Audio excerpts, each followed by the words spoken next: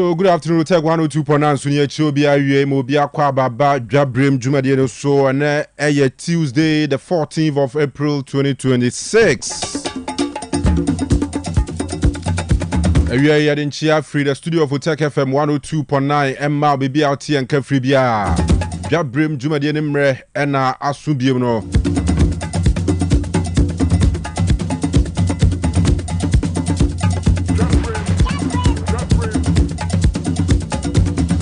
As I share BM Eba Bedwin Ghana ho and every live Otec 102.9. Na yedin komo anu shipa na ne eba.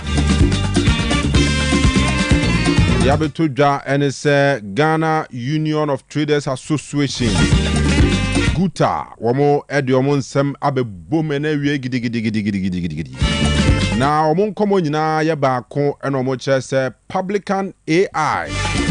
Aye yusu ewo port ono ebe yanka ban hwe na afi omunya yusu sanse mwanema ama womudwumadi ahodo omudie ewo port ahodo Ghana ase ni mu ai den dia ma omuyie pa enti aban kono nsamra na chibie na caution omudi ama wono mu members ni nyina no ye ba bedi hu komo na wie odwumadi so.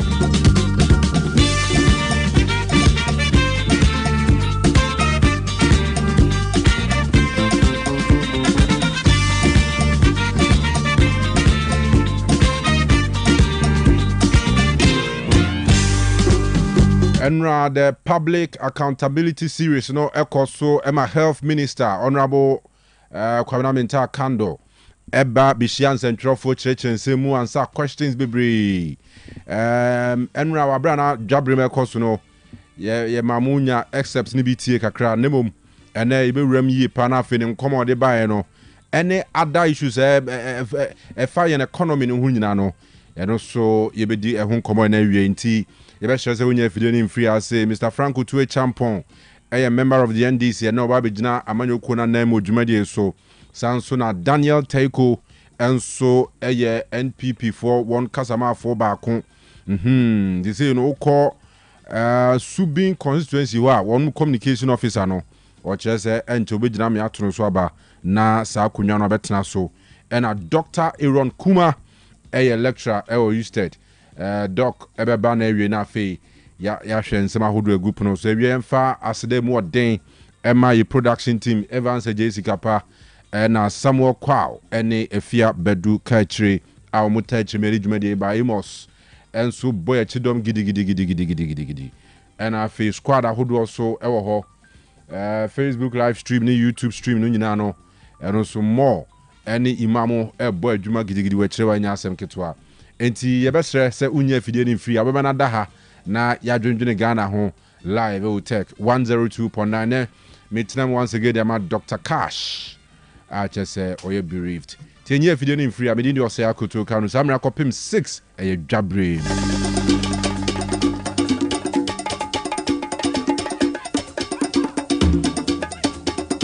Drop rim.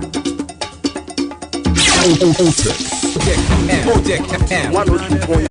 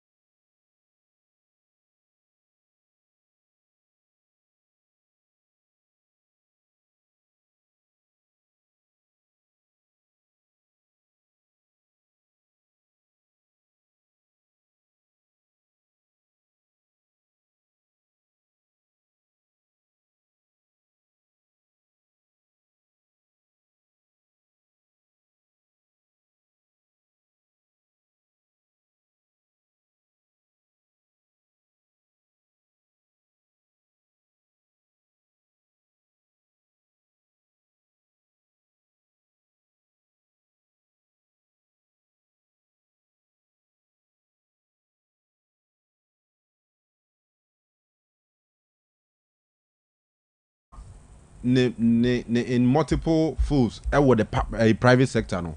Omo we adwuma wa ban adwuma no mo editumi ahye wo so na masa problem na ba. Kenu me so pass is here wa design the bibi sa open registration. Na bia say standard authority some regulate wo.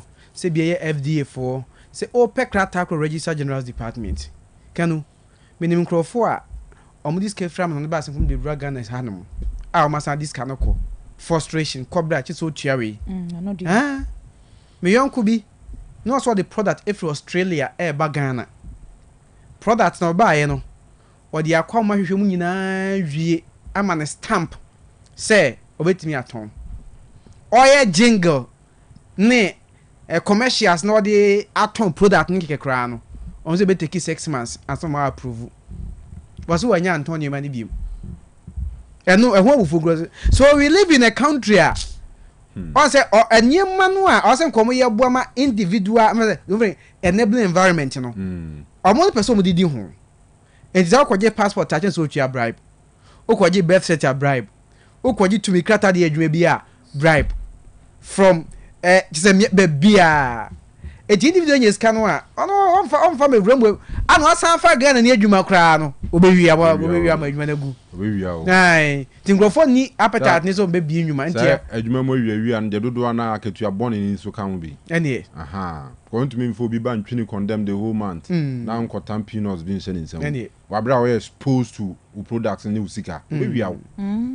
Then in a Bank of Ghana ne bank for CEO ni manager for you muska botwo no. Because nipa no daska no ho money be ani a obewia o. Ebi so no obewia no obewia o. Eni o ho se ne esuba ne o ho. Abanduma mu se omu bebiri on matu omo ka so still omu yade. Na no so one thing so they say so he na akatua no nso a ene ya ya kwa ya dey. Utra fi enye. No so me Utra fi.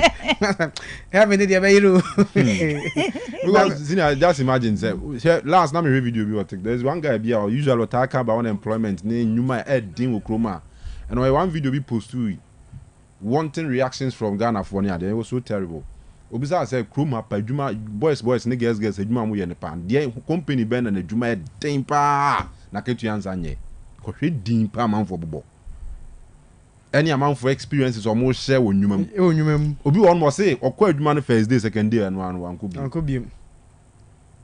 Go to be a year, Jumana India, Brunijina. So my friend, work. Come boo. So I'm rough on the company credit. Challenge 1,500. And I don't come from Johnny. Maybe count 300, 400, 500 a month. Oh, ye, amount for my condemn Kruma. How do you know? Who's over school about charges so we are disobedient fee. We go school about nurses who we are disobedient. This is a pa yenya dang. Ye ombe so be bo no ombe obi di so no say dating na guess no di okrum ha. Oh, say there. Dating na guess di okrum ha. Hook up. Oh, the hookup industry no. The way see gaining strength no. And come on for nim like. And as a penny for no, we take some of these things into consideration and come pet solution in advance. Because the way I hook up industry needs to grow no senior. See, say girls and ferry say or live on Facebook, live on YouTube, no advertising and who say or you hook up a juma and to ye way we hear na the number near friend no me service no nyinisiga. People are not they say obia ferry obia and omo recruit a lot of these senior high school girls. A lot of graduates, a lot of SHS leavers. No more recruit to gumsa na hook up on kwa. So bu okra no a ono fa number kra meto abonten. Ono ho no boys be 4-5. Or the better phone or the better pizza or the baby yaman and no. A hint to no afre no. Yeah, below. Aye, or you school fees about Anna a bass answer, sa member name no be also per service na sa by a crown of say. So I say. About any penunu. Nyanepe. But I will to what one. Said you come see Posaba, or 2 miles to share. Say come see Posano. But which be far walk around Tafre home. Which I say. As a man catch on the survivor mission. And we could read Yaman who say I should yet. Survivor. Say also survival. Oh, baby, dear, we will boo you and worry. Or boo you go back on a day. No, Then I read the decision will be discovered really. See anya is me nim how do they survive? There na also we So I say to survive. You was me o check o sika, o check o light bill, water bill, rent. But the sika obetumi twem 5,000 6,000 Ghana cedis. Yeah. And the cry wa also ye wiemfo. Yeah. Now mpa ho asema o de go be no twa na obosu ogusu sa. Yeah. Now say any pay. What you aka 500 cedis. What you aka 1,000 cedis. We can say what you aka 2,000 cedis a month to cry. O be there didi. Oh, to your ba. Oh, forget it. O ye be man so a. La sulala and the chrono. E mu ba ko anani mi nyina. Kanu. Enye easy. Enye easy cry. Eji am say Ghana had the heaven no there. Mo forget it. That is if Say heaven no ha. Aben bi be boom said Yeah, so mo kana ha. E bo mo bi anko ni sama mpom. Abenya bo papa no busa se sama mpom wo he. Na heaven ho pa na mo kodi dia ne de. Oh, Ghana ni bi anko bi. Ghana ni bi anko bi. Those are not judge. What judge you? Anya judge. Kanu, ebo. Misisi eti he ya. Ya di DDT abesi ha. Ani atwere ho se so ono ma obewu. No afam ka so ono ma bewu amajaje o. That be no. You attain Judgment in the context of Bible there and say uhu a twem na ko. Na bia ne ka Bible ko fa ma ye. Wo so atwere na ma ye se entry na enyi ya attain. So ho. Etu se etna na no. Wo nam ba bi wo se a we akwadi we na besie. Ukọ na ese so na na ye beifo. Onye beifo. Oya abayo na oya abema no. Ofem na to no. Into a predict ya hunza won so yes e betimi ato. Yeah, they share experience but sa e dey be kan we. Bible ne say Bible nin kan pen say adwumanfo nko heaven. On kan. It's all back about be kan say dey uye nko heaven. Wo bu na ten as we na ten. O say nya wadwuma no no, nya wo unni sa right ni say wo do ano be kan say we be kwa. It o try say e fanya dey. Nipa na okobo adwaman no. Obetimi akọ srebo ne fa che nyame de be che no. Pompompo ni sin anoko. So what I'm saying is that if you keep doing that, you say who say benefactor say benefactor will say who oboni mu a who oboni mu a onko heaven. Is that not the case? Anyway, we leave that to the religious people. And say aboni e da be be sisa. No, that we ask kwame dey na be sisa. Aha. You know what there? Dey na be sisa. Me say nyame anam nyesika. Ma kwatra Canada. Na de hodo ni boni. Oh, Canada the open na di boni. Yon krobu ho ma boni a choice. Okay. Yon krobu ho ma boni a choice. Krobu so ma boni no. Boni na force on why boni. Obeye boni. I say mo mbokro mo odudu na o ma ne pene bokro no. Confident be sim obi MP.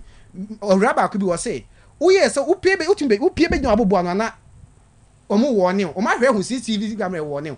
Sika on baju kra o free so be pie."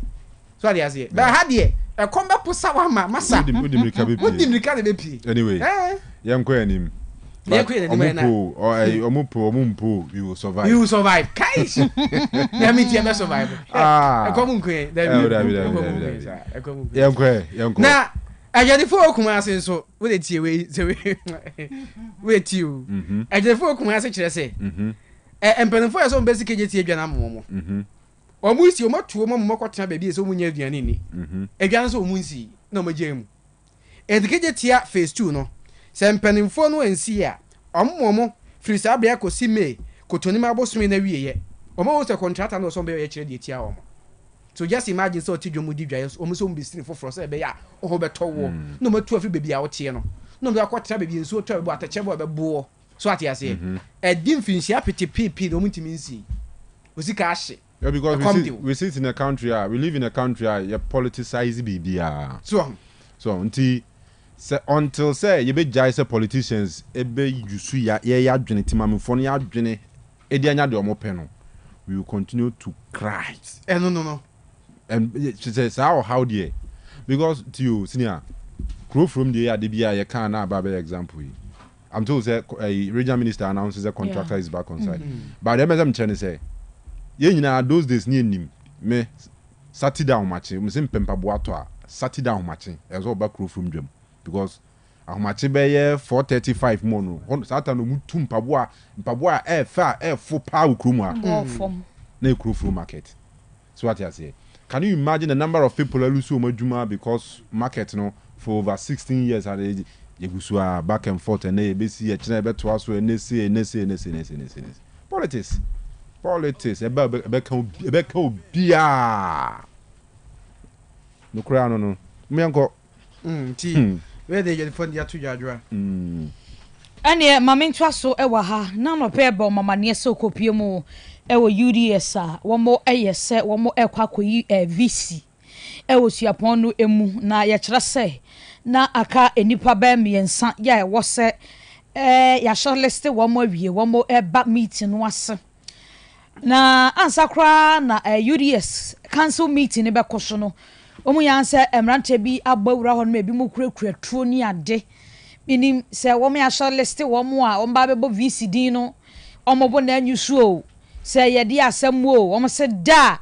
omo mpene ma sa meeting nkoso kwa no makwa kwa VC bi kura ho entime ena omo skata meeting no mfiri ho koye na ne yate ene se de kwaba ye nti ama aposifo akwasem no emu a wo mo eye emu hwehwemu 2021 similar one essence ya say ya ekwa VC sa ko wi ase ho nsem bebre ebai ebi enenrada san ko si ye ya yadi emu amane ebo mu na World Bank enhyamude bi akoso e wo Washington DC mo ma bo Ghana ya baso se economy de si ade ato ofo se pa o omsa ato ye adwuma papa ebre bi bebre na ewo wo mo ba ye niam ato de agu akwan mu oguso a air force ya na indeed ato is forcing enti wo man kasa no wo ma bo ato na fe Ghana economic recovery no baby akwa kodu no wo ma bo ya baso pa yenwuso nane da ne niam asase ne be ya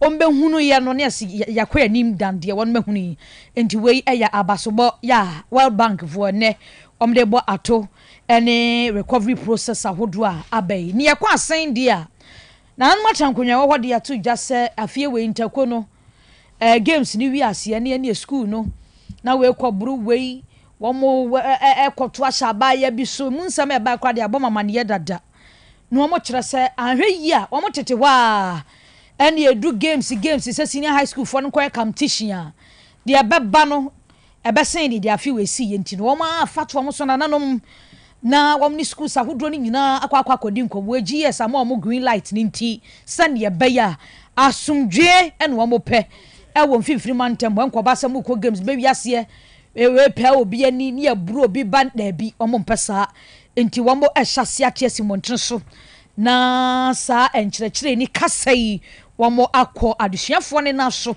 na wo mo atumi ene wonom akodi enkomo kwame na ye to aso no what you say afi BEC and akra the way wasi enso hwe no a Ghana man emofra no betworo no omone ebibrem aman bi tse Liberia, Gambia, Nigeria ne Sierra Leone na onum ebetworo on say kan na aman nyina tenase tworo no prekope na Ghana COVID-19 ni mu COVID-19 ni ba ye ebesesa hihya plant na Ghana nkoa na siesie ni de hihya na de no atworo enti no say de masan akọ kane nhihye ni mu a omone sabirwa ma hodo yi ana ekwotre ensohwe kro no a wasi afidi no Ghana de suafo betwere bie eye 477,658 mpem ahanan ediosom yensa hensia edionum enwotwe ana wonum ebetwere afidi bia no wabo ho amane sanso ana ora kwabna minta kando eye osuafo hwapum de ho nsam so kire se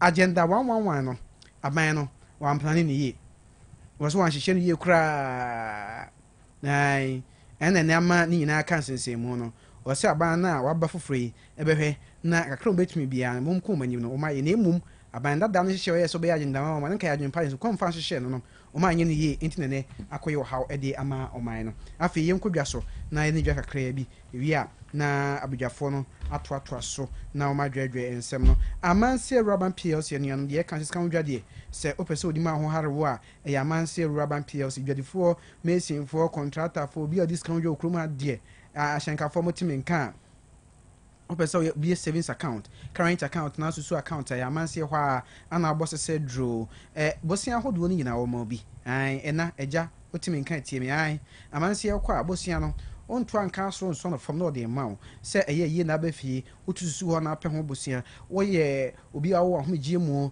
na wo pɛ bosia mo ye nwuma nkuma maka mo bo na nkrankra ni nyina ɔmambosia no bi ebio digital banking services ni na wɔyɛ ATM saa na Ghana Pay services mobile money eSwitch ni na wɔyɛ kama na ba domestic money transfer sɛ wɔde sika money sɛ afie Ghana ha yɛ na de kɔ amano ne ɛno so wɔyɛ kama enkrabata ahodoɔ deɛ ato apete ɔman mu antoa kromo head office wɔ manso nkwanta ho manso da tano nso be ho santa so no pokore school mu a na ɔwɔ campus wa ana ahodwo nso no atena junction Roman Hill Kote station wa manso biotia ho anwan kwanta nso be ho be kwae wo se oben post office na kokare so no College of Education campus wa na Sofo line so no transport terminal wa asem cars campus na be ho bibia ni a eno eni nkomo ewa homan so 0277 599-442 and 0501-646414 easy rice ni emu na desi yebusia emu we pass onye bi na no na di yabo sampa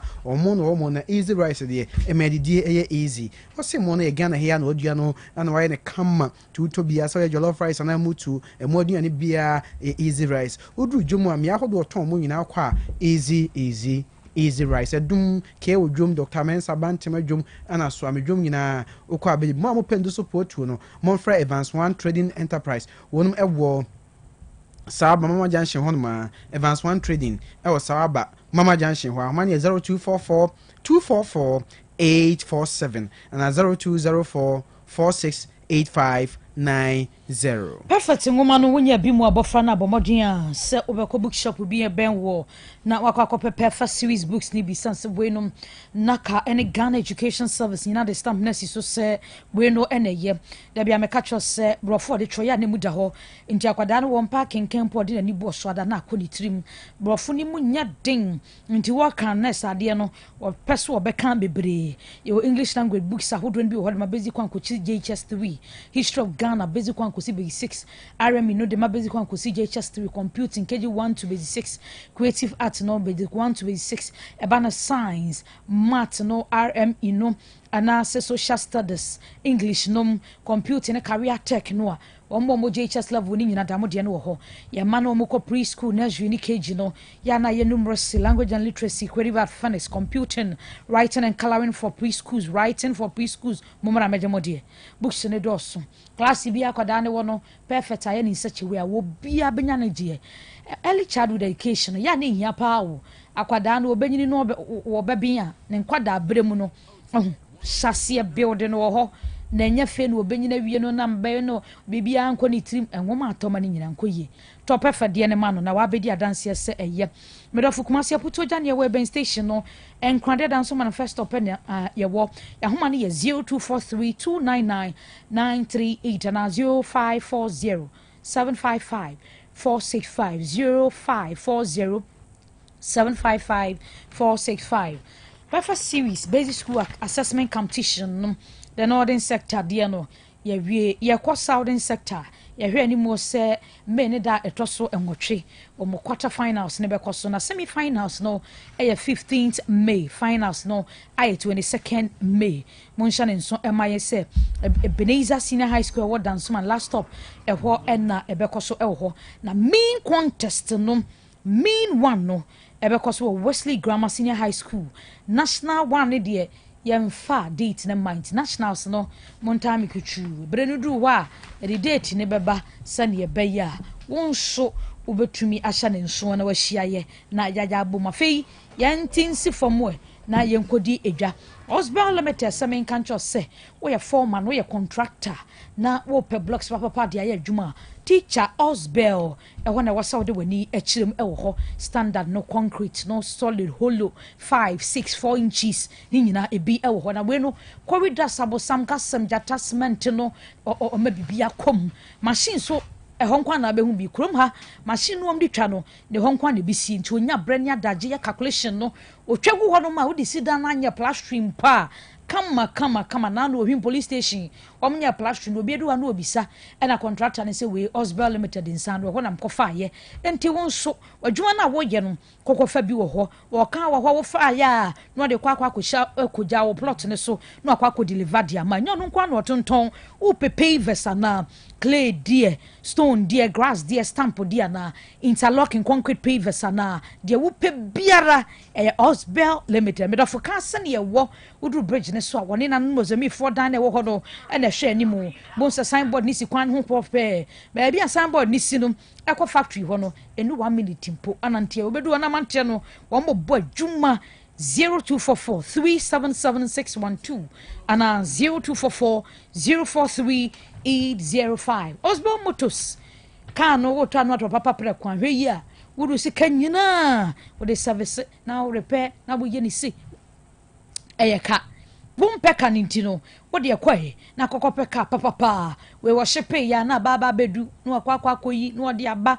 simple kra ne santi type be na pe civic accord CRV integra anase HIV breeze no mo a ebi ewo ho wo de ne ye Venza Frontlander Highlander Wildlander Tundra ibia na Land Cruiser Jeep RAV4 ni nyina nso ebi ewo ho Chioba cars electric charger cars ni nyina otuntu bi ewo da kwadwom odu ho a on ma ye balance abobo anim ho Osborne Motors ya fedi nante no ankopi obi di ko ba bi papa odu da kwadwom ba bi despite abo sign wo no a ehwa no ne no ehwe animu ahoma ne ye 0244 377 612 0244 377 612 na wone wonom atumi akasa na tontina edro we bua pa o ade bia yese eye mojamu yade tie unya kwa ya yese yade we die eye mojamu yade edro a ewo se ba wotiri mu no eye tontina o medro ne ye papa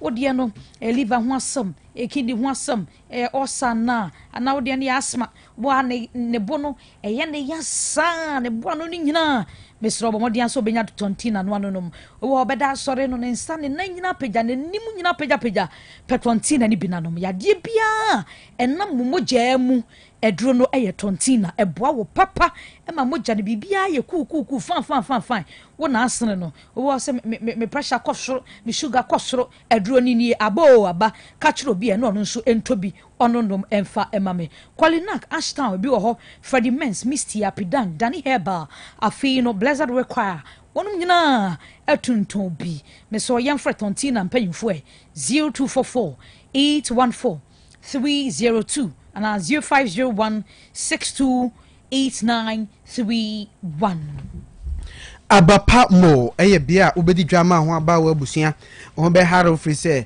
we no nkonante nko ba bia nko tempente nko ma ho nko kire usika kra nko nko yira abapa mo so tenafi no ni dwamre o ade bia pen asase su bia no ofra abapa mo a ho be bre obi ne hia ne say we ko Play Store and App Store na download abapa mo app no o download anima ahodo ne gu ho yi hwem nia wone gye ho apesa oto no na afro no de abre ofi waboboa no anima ne de free de odisiesie ho de odisiesie jade de adu ye ofi ye emu bia abapa mo say obi wo hono mo ena abe for phones ya be TV laptops air condition ni nyina ntade ntoma mpaboa abapa mo ho na abenya papa na unim komo house one ko boni akonhoma na nyema ye kan was wa de kokoko hwebi ta for 3 ma hol ma sakasaka park ne so ana wo hunu won wa homa no 0593 386 133 and 0593 391 848 Hepapla Liban so from ma omba be wusuma ma pa ama oni age ama krona na ofre na no odi nkita ho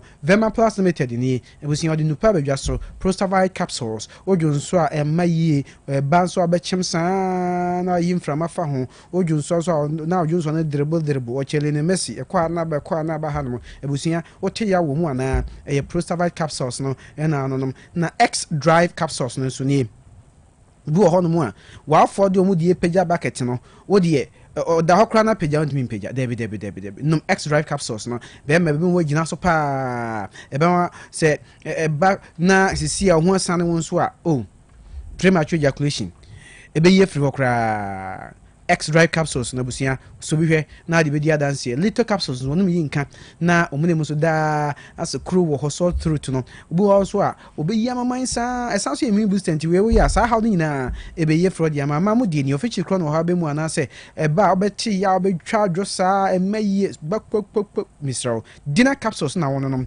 baby oton no bia bo anan dru ho na obenya enupa bia to ahomanie fra Vema Plus Limited 0244 370702 yes answer ko Freddie Heba Danny Heba Qualinak Heba Misty Heba na fe Apidank Heba na benya enwebi na wato say akoto keno. All right.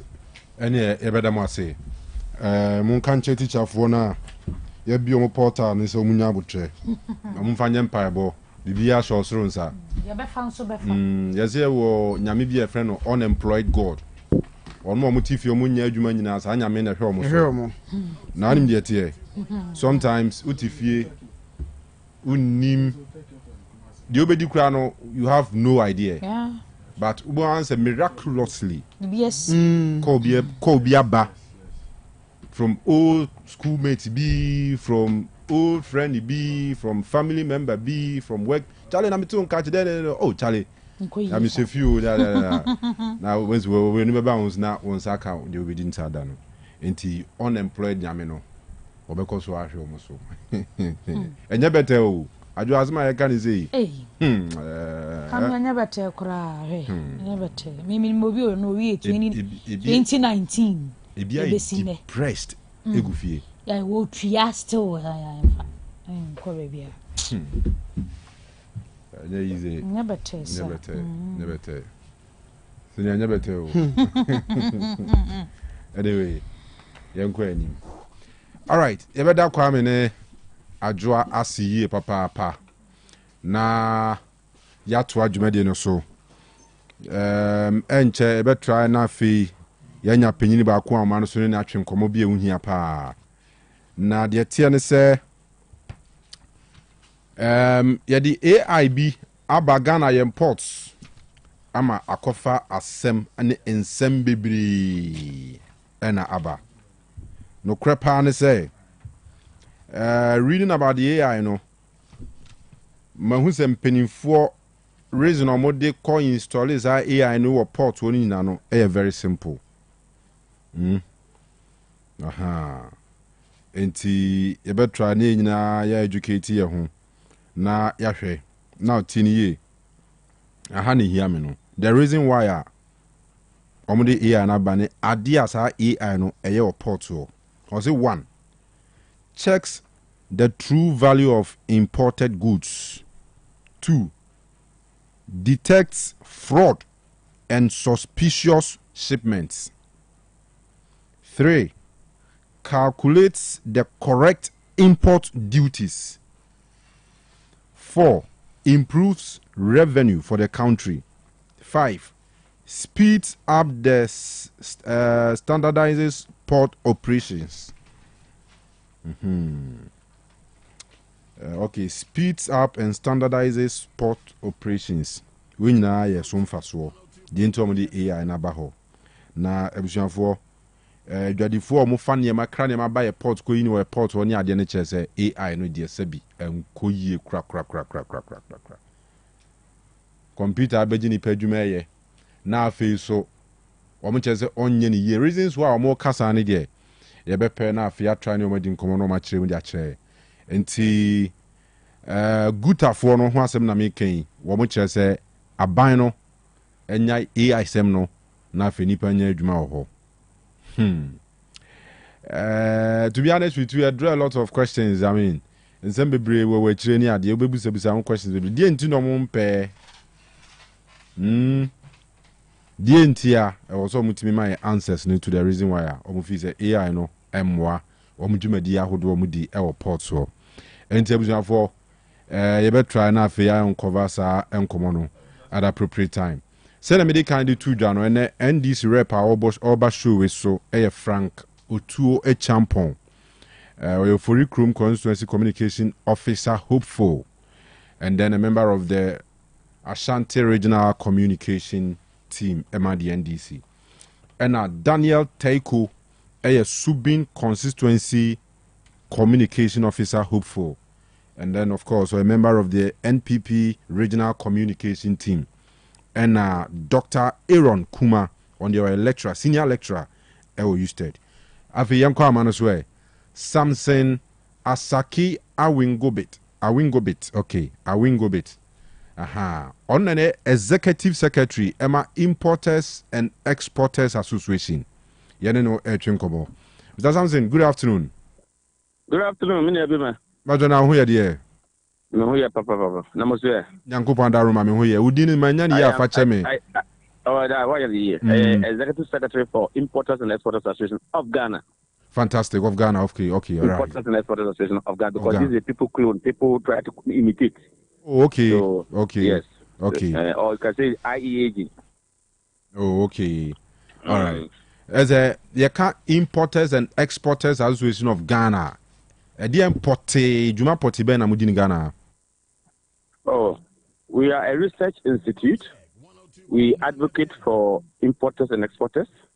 We look into our neighboring countries, i.e., where there are ports, Nigerian port, Togo port, Benin port, and Africa's port. We look into how the challenges and the ways and means they do their businesses, how clearing processes and procedures are going through, what are some of the taxes, the fees, and charges they are paying. Then we survey if Ghana port has is that the same thing applies, or there is something that is not going right? Then we also look into the WTO, World Trade Organizations. What are some of the treaties says about trade facilitation in the country? And so we look at all this, and then we also look at how WTO, World Customs Organizations, corporations and operations are looking like, and to see whether our customers in our port doing the same thing, respecting the protocols and treaties that we've signed. Then if they are not, then we will hold them accountable. Okay. Then, of course, we engage with institutions in Ghana here locally, i.e. that has to do with the business community. We share Okopa Nema, let's say, Edru, Enediane, Nema Bar. But almost you have something to do with the Ghana Food and Drugs Authority. And so when Food and Drugs Authority want to increase their fees and charges, want to engage stakeholders, they invite us. Standards Authority also look into standardization of goods. We engage them. We engage EPA. We engage a lot of so many energy commission, many institutions that are working, that have something to do with commodities in our port. And so we engage a lot. And of course, we engage with custom and GRA anytime they want to introduce policies, fees and charges and taxes. And so our work is a huge work. And it needs constant studies, constant reviews, trying to monitor and to research and to issue statements to correct if there's defects somewhere that we detect. Oh, okay. So by this explanation, that is to say, more as importers and exporters association of Ghana members need, and I say more executives need more mana. No, it's not about but many of the importers, many of the executives are all importers. It doesn't really mean that association cannot work without a Tenga people. If you are Tenga, who's speaking with you now, I am a maritime trained at the Regional Maritime University, where I did my master's at Port and Shipping Administration. So in terms of port operations, that is the area that I read at the Regional Maritime University. Oh, okay. I'm a technocrat. I see. What I remember, you go straight to the issue of the publican AI. I'm told says no. So you now know that I'm speaking on authority. I just want to establish that for you to understand. Fantastic, Matthias, boss, Matthias. All right. So the issue of the publican AI, and also brief your kakra. I mean, educate your kakra about it. Well, the Republican AI is a software or I guess a technology being deployed by GRA through the Ministry of Finance. One of the reasons is that the Ministry of Finance, when they took over from the government as at 7th January 2025, at the port, custom were using 13 cities. And you know that one would say, I catch you say, custom uses exchange rate, daily exchange rate, okay, and say, so at the time, we were using 13 cities in calculating duty for importers. At the time, we were buying dollar at 14 cities. But when the government presented its budget in 2025, March, thereabout, by May, when they started implementing the budget, the rate at custom dropped from 13 to 12.2. Dollar also came to 10.2, and dollar also came to 10.2 for a very long time. Quite apart from that, the government also went ahead to abolish e-levy, which was a challenge too. Because if you have an importer paying 20 million Ghana cedis, transferring from his bank to the government case, it's electronic payment, so it was affected by 1%. Again, COVID levy was something that we were fighting back in 2024, 2023, 2024, that the government should abolish it. The government abolished it in the 2026 budget. And then as we speak, at the port, when the government took over and I said it was 13 series that customs were using. One should expect that by now it should be 18 or 20 series customs should be using. But it is within, as we speak, it's within 11 point something to 12 series. Look at a whole 1 year, 4 months. Then dollar again is hovering between 11 and 12.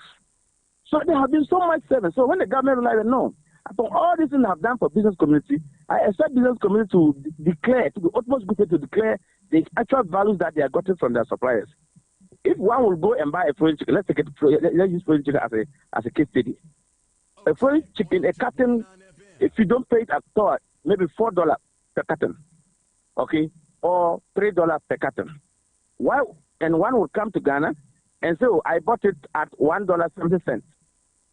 Then the AI will flag you back to the company. In as much as you did the declaration in the ICOM system, the AI will, and you mention the company that you are buying the product from, the AI will flag you back and pick your invoice from that company and tell you, no, they've given it to you within $3 to $4. So anybody who brings such commodity and declare $3 or $4 or $5, the AI will not touch your duty. Your duty will not be touched. You go and pay your duty, there you go. But if you come and declare 1.7, the AI will say, no, at least this commodity should be between $3 to $4 or $5. If you are presented your declaration to say $3 or $4, no problem. But come and tell us how much you actually bought it. If you can bring evidence, what are the evidence based now? Then how did you pay? Did you transfer the money to pay? Yes, I did bank transfer. Can you bring the bank sheet for us to see the actual amount you transferred to pay? If that's the actual value you got the goods from. If not, if you say, one or this kind of how a manner you'll be able to get the money to that part of the country for them to buy the goods for you, can you bring something to show evidence? And so this is what the government is saying. So that I show up the revenue. I cannot reduce taxes for you, and then you intend to still invading taxes. I think it's the utmost good faith that we look into importers' faces and say, look, if the government have done all this to us, if the government had come and by now a dollar were hovering 20.25 for $1, we would have been making noise. If the government had come and by now at the port they are using 18 cedi calculating, we would have been making noise. We the same people. And so if they have done all these things for us, and of course, you as Otec is in the Asante region, you know that they used to be in the previous government. The Kumasi have to shut down because why? They've cleared their goods at the port and they are going and they are stopping them and they are seizing their goods and they have to take days, they have to do re-examination, they have to go and pay and they find nothing and they have to go and pay the money for keeping the car and for keeping the goods in. You remember that thing? Sure, yeah, I remember. Until the government came and they did all these things. Have we had any cry again on the road again? So why are you not trying to? Why are you not saying? Are you not ready to do the proper declaration? Look, 75% are compliant. People are very excited and very happy this afternoon. You know, since the AI producer, I have brought 2 containers, and my figure have not changed. I passed I declare exactly what the quantities, and the AI didn't flag me. It is time to look onto people's faces and say, if I buy your way now, now you toy up to now, dollar cry and do 13 cities. Matter, I don't know, why do you want to under-declare? But if my people were to raise issues, say, oh, when you do appeals, it's taking longer time. Can we speed up the appeals to avoid the more rent? Fantastic. I will admit. I will say, yes, that's the way to go. But to say suspend it, and I don't think so. Oh, okay. So, Pewonkomoi, Kasa, in your capacity as the Executive Secretary of the Importers and Exporters Association of Ghana, and as a general situation, Kunmu Namjitum say, AI no buanti and Koswango. I mean, there's a differentiating between your individual self. Well, I told you I'm a professional person. I look at the dynamics of the issues, the merit and the demerit of the issues, and I discuss them.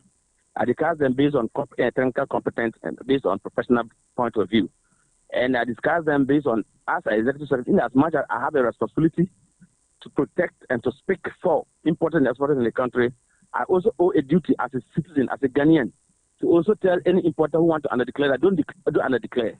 Because if you come to the association and you under-declare, you go and pull out data that you yourself, you know, they confront you and you yourself will admit that I'm Nemanon Mekotona, $1.70, but I'm going to demand $3 now, $4. Why did you go and declare $1.70?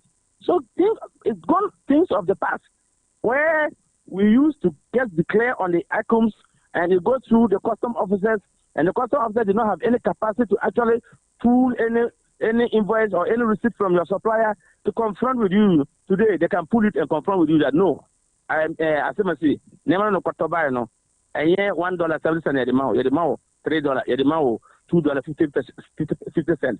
What I don't know declare say $1.70 and never prove it. Kofa bank transfer bara. So would it get a amount no okotoma for payment receipt bra be confirm say ampara nema no the amount 1.7. Even if it's a negotiated price, they have found amount to 100 containers, 10 containers on negotiated. Even within the negotiation, it's going to be between $2.5 to $3, but not say 1.2 or 1.5. And so we cannot condone the connive in that regard. I will not do that. Oh, okay. And I look, I can tell you, say, if there are agents in commerce, they will attest to this.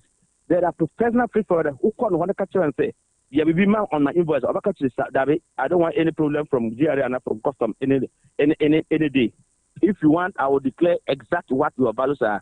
And if your values are lifted too much, we can go and appeal. But say I should do something now. It will even cost custom to even block your company from the passing views. You understand? Say I would say custom or people can tell my you name 6 months, 1 year time. My own custom Saba Mama Bill say never me call you man share the right for duty. Never me call you 6 months or 1 year ago. What say I it was clearance audit. You remember that thing? I out here on. So this will avoid post clearance.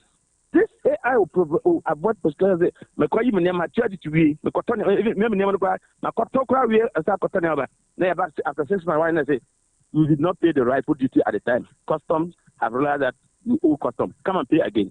It's happening every day. Well, this AI will bring parity, sanity. Many will cotton them to the same place. They buy a the same duty, come market, they will compete the same market. Then say who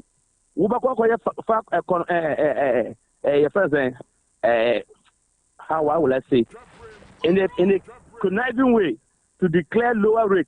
Now maybe they are high rate, now maybe now also got low. Now many will share market. Now these go together. There will be parity, there will be disparity. And so that's what people don't want to listen. But if they are saying appeals not it's taking a longer time, government should let custom officers work day and night. I have no problem. But to say AI will increase our values, our price in the market. They do not flag them, they do not increase their values for them. What about those people? But so clearly, we can also pay on common as a good have also make some valid arguments because they are unpredictable and excessively high duty assessments, prolonged delays in the cargo clearance, and then I will cancel on your marriage in that school. Well, I disagree with Gupta, and they have their right to also make their statement. But many Gupta, I'm telling you, I speak as a professional. I don't just speak on issues. Okay. That's the difference. Okay. I'm a maritime person, so you don't expect me to come and be speaking on I care, or they say that way. I speak on based on facts. I see. All right. But you better ask for your time now. Anyone chim out there, my count. They met the mechanic say, so we are important because Otec FM Day. We are the probability we are important now for a bit of leading agent. Catch you say, Uncle, you never mount. Won't pay problem. Uncle, you or say, Uncle, you never know. Now, better pay for 4 days, 5 days. We'll continue. Before you come to start paying your duty, then you are also going to pay the mortgage and rent. Or they can say the mortgage at you, rent at you. After we catch your agency, Uncle, you will never mount. Now I won't pay the mortgage at you and I rent at you. Because if they can close 2 weeks, you come back and meet the mortgage. And no simple line, you are. Like I say, no waiver because you were on strike. That is why I waiver. No. And I think that the business person deal with time. There's no time to waste. Let them, if there are issues, that is why I have appealed to my colleagues from Gupta, from Free Foreign, and say, can we let us ask for a dialogue than to say we won't pay? If you won't pay today, it's not what you are doing. All right. So what you are tomorrow to rent. Okay. All right. We have Mr. Samson Asaki Awingo Bit or your heavy brutal. Or your executive secretary Emma Importers and Exporters Association of Ghana. And one my year on also a perspective about the AI Juma portal. Anyway, you bet to a Juma so Elfia. Daniel Teko ewa ha wono ebegyam dia ma di NPP enne awie opani akwa aba no apombo ko de na me adom bibia boko bra panyi. Nice one yen komo ayedi ni sisi yen fa no nye yen first discussion for today. Good afo my reasons why I'm feel say publican AI no aban e free o mo kire say unpredictable and excessively high duty assessments, prolonged delays in cargo clearance, mounting demurrage and rent charges, the near absence of an effective and accessible system for resolving valuation disputes. We nanti abanya AI ni usu apostle. But Mr. Samson Asaki so my a different perspective to this whole conversation. I would just say ebuama nukredie any perpeyo eba portal. Oko fan a man for fan you man no be under declare send be motuya smaller port charges and as duties. Na obi so baba be tuya the real duty near there. Obviously the market now there will be disparities. Oh, ono no benya 2 means will be to me at 10 years so, but because they would charges na kese nintino, you'll be left with no option than to sell at the normal price. Na ulusu competition or market nim. Tini na adio mu fees omu yamana bo. But ye nti usu adwin chefa AI as say boy adwuma or port no. Kanu. Macha we. Na macha minwa panyi cash so yo bia no. Nyankopon kosunkuru kura no. Edre. So obulisu weja. Me say the last time you here, me share na biom. Na e bon person Nyankopon de e papa e bisi yi. Bibia Dr. Cash obia no papa me chia we. Na me nhyɛ woden ne abusua ne nyina. No sa fa mbeka ya abusua no. Yes, that ma me nhyɛ me hene nana adumen sansare nana mokom hene. Oni nana matran konya wa mokom nyina me chia mo me wi amachia lawyer Kofi Obri Eboa. Lawyer Kofi Obri Eboa so bi mrahye badwani. Yesu BMP.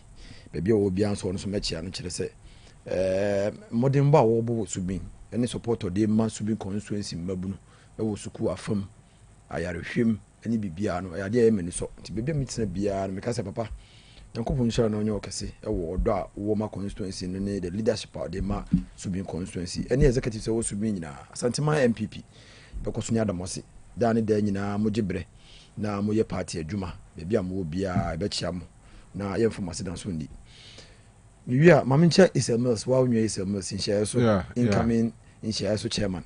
Okay. Be a bra penny will be ano. Michiano, must strange share so for say Mummy reward long service. Now ubi biano in share so gidi one who be an mesre. Ujina contest ya Montua Bentiano because 2028 elections na yekono.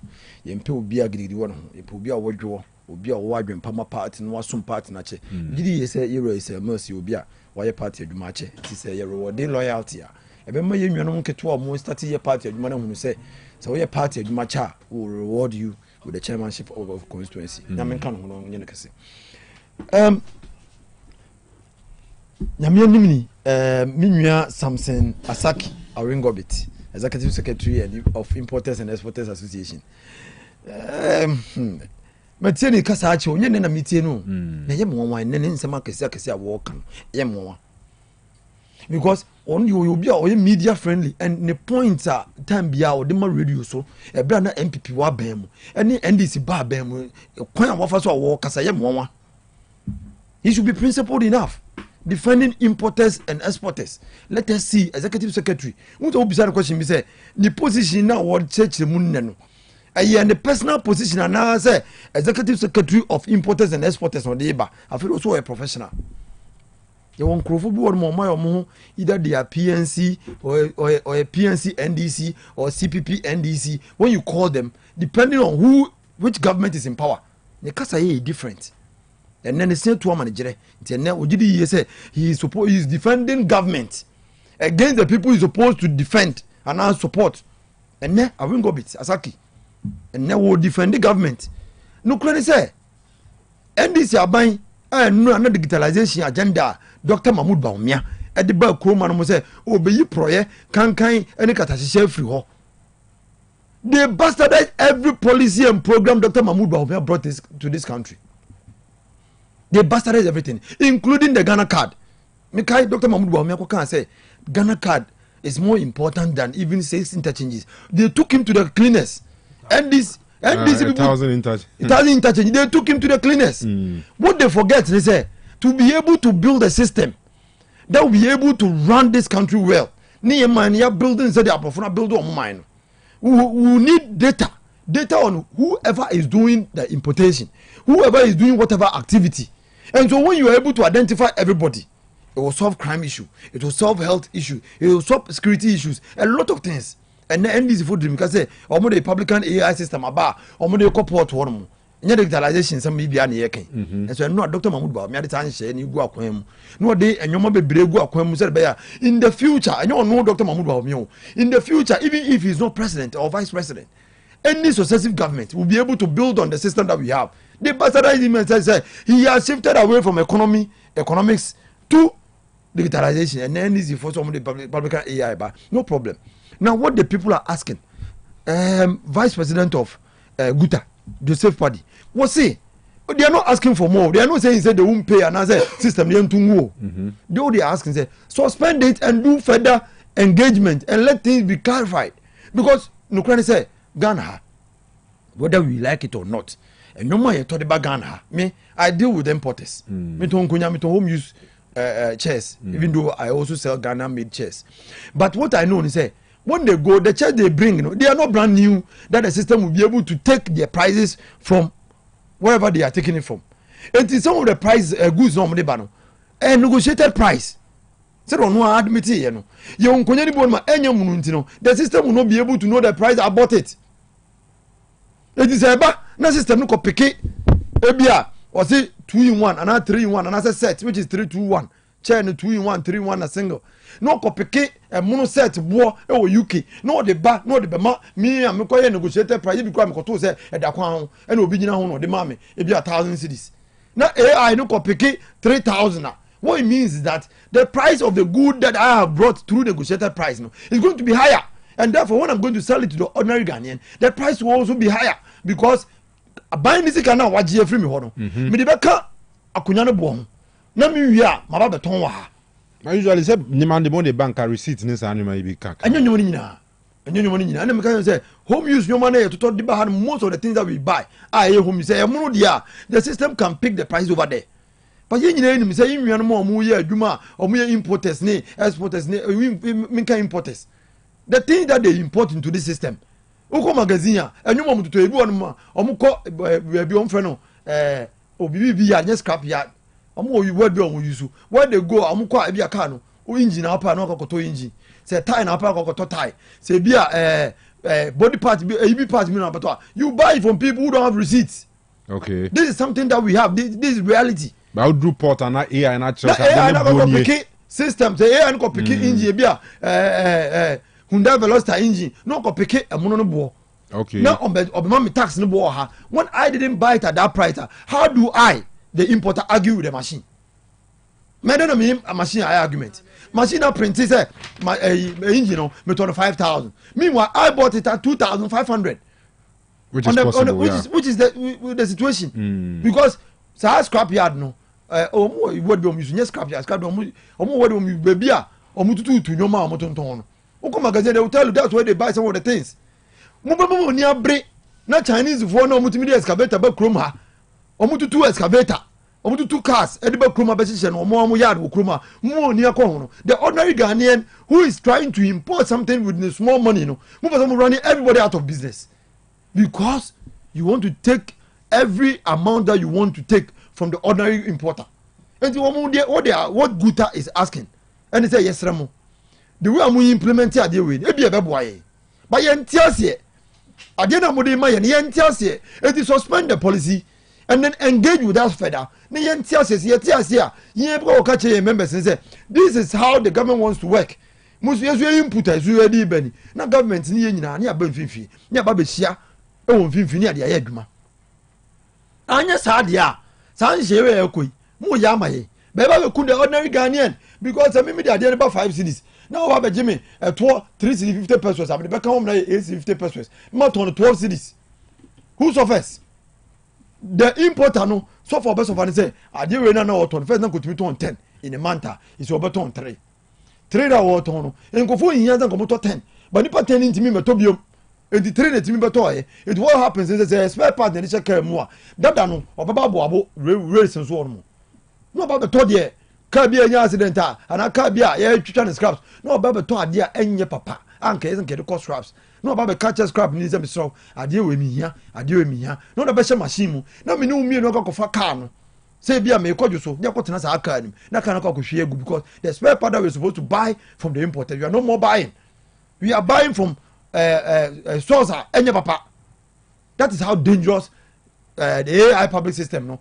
yɛahwɛ ne yie ne ante ase a ɛde bɛba enti yɛbɛserɛ ɔmo nkaa sɛ yɛntwam digitalization is the future AI is the future we all believe in it and we all believe say there should be a system where kanu wuntimi mfa nyoma mba na wo de watua tax of 3 cedis on the same good that me de buy me tua 10 cedis say the eka no ekoba ni say when we go into the market what happens is say enam say wuntimi twa a shortcut nti no uni mo bi wo port nti otimi te so ma no wuntimi ton wo de e boy wo form na me de mitimi ton egu mi store enti AI and a public AI system is the future but what they are saying is say please ekwa mo fa so mo system ni maye no ye nti ase mo anwe no mo de gu adwuma enti mu nya abotre na mo engage ye feda and I think say they are not asking for more enti awingo beti ye besere no onye professional say the opposite o kire ye no but the way all years our discussion we there yesere no you should go and come back again because the point about our discussion we there oya no PNC and this trying to support the government meanwhile he's supposed to defend the importers who are bringing things into this country. These are real things. You want importing brand new cars, brand new products. AI can pick their figures and will be able to tax them accordingly. But when we negotiated and let us come to a standard price. Let's say, oh, so what they be a home use chair bar. And you know, be a money 5 cedis. Home use Montiasi, a budget 2 cedis and 250 pesos. AI no answer. Oh, let's say AI and open the feed data. Exactly. Open the feed data into the system. And you know what we are saying is say open the monoba and the chroman of your uncle for omoko store koto battery. And your uncle for omoko train koto battery. So come train koto battery. Yeah. Obi an na hoden. Obi one man the battery say ya. Store we twem store mu as for store say ton battery no. O twem no battery kwan ho. No abeto de ya twitwa sa charge ni biom. No dey adwuma be 3 months. Ono nim say sa battery na betimi na ko 3 months. He knows. But you cannot afford the between them 1 year no. To about 3 months. To let us find a way. I be balancing system no. You benya temana MBP wa bem. Ne obi be no VAT rate ne flat rate of 3%. 3% na nyese ka 3% pese ya ju but you can you be nyina bomu a ye be mutua 3%. But you won for no mutua 17.5%. What you say? You products you word ma you say nuane ne ade nyina no ye nhyera nya adwi say bank ye 3 cedis we ye 40 you say mu nyina flat rate of 3%.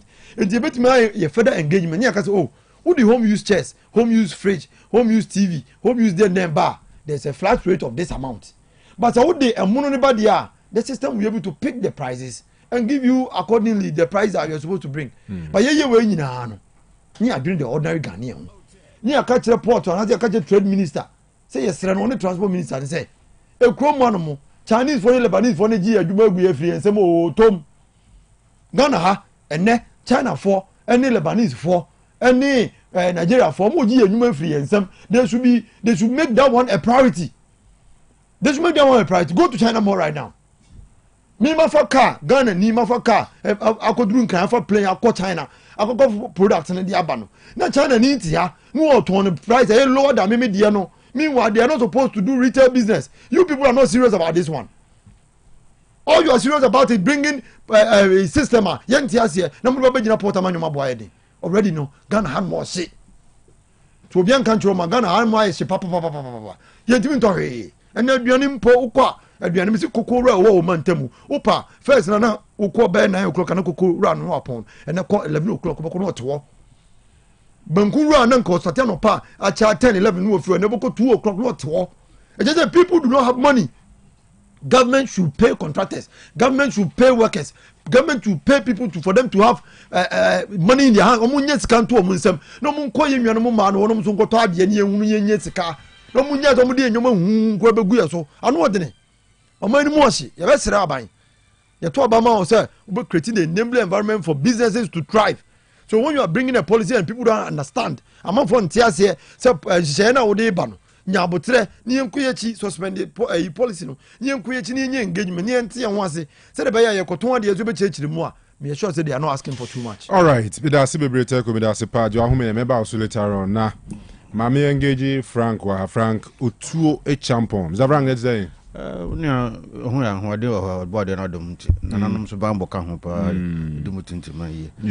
say I'm happy sir. Communicators amuba hanyina will be a press betuno so about the constituency communications officer. Which is take for instance over pay for Subin so for crew and I would any for crew good and now and you are no, I think one of them super known so na Gabi there madam for me no eja menina asante be kwai also call for regional communications metanachi den deputy deputy metanachi pa body chidom okay but for sa 04 that's right. I said the prof career ma benchia na benchia Otec 1029Fm na numere this is very sensitive because it borders on the food basket and I say your pockets say the beya for mom sabi omudija koni abedi omukranyo madeba omawe mu no omuso benya omukakra wade ahwe omuhono omabusua na yenya yakọ omo se so koto ade no yenso yenya no aboamre so na aboa edwumade ne yasetena I think say digitalization is the way to go, but many the credit no come Dr. Babu me anyo sa ye nyina ye nyintum said Ghana card there ya papa kofo e kofa na de baye na say be fufi antoata e no koye and this year so baye so be ye de ho de betumi we pay e na other than kofo do baye na ja ono so obeye ntino ye nyina no we deserve some form of credit free the oshas yes so copy me go we so ntinye a novelty of Ura Dr. Mahmoud Bahomia I didn't know that and I he na obi abe na from de na be we pay nti me gidi say e ho mfa so de bia no all the parties and then the citizenry and I nyina no say ye di ho mfa so. Then on the issue of Republican AI na NDC Ura 2000 honorable na Daroma Yakofa ba no me gidi say every policy bia na eba ye nyina be di ho adanse say e de na enye complete so you better try be pilot in kakra na ye pilot no there are some problems and also issues be properly up na ba sanma ye nyina ye tena say we do stakeholder engagements na ye nyina ye hunu here say ye be tenetene nyoma sabe achia no enti dia na woni edi nkomo ma na ye ba no o kan bibia na very sensitive o say some importers be hormone that declare their goods. Of course, a human society, into Nobia with the profit, Obia seeking profit motive in the or him might want to, double his profit. And some importers be under declare or goods. Ebia or coy, so the nominee can a negotiated price and as a negotiated engagements and a course. To say they be our quabuchiri, Ubi a the number go about this one PBM and our chance upon it and I suppose they ban also about on when a cacao was with a show no busia. Until no, yana ye need specific price and a price tag behind your day.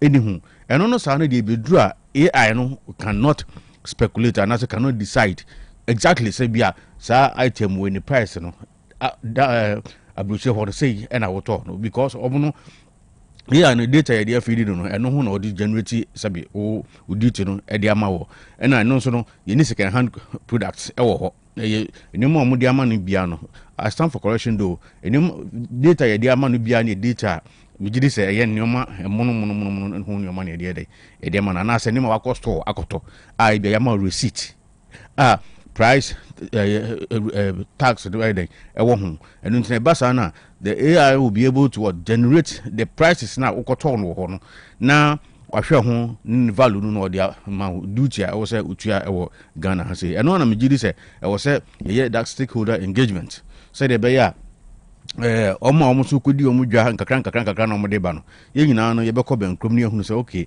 onoma yi no ebi asabi ne gukwan hu bi na oni ona no ne wura kɔkasa yɛ ɛna ɔde ma wɔ abuo sei ɛno nti no ne sei ne afili that information no de ama AI no nti ne ba no saa no a obetumi a generate o duty anasa cost also utua wɔ habo ho eba saa na ɛbɛboa then of course now okasa the AI is also able to track whether say dollars na with the call you know your money laundering and answer what they find the right channel or your bank transaction and the call.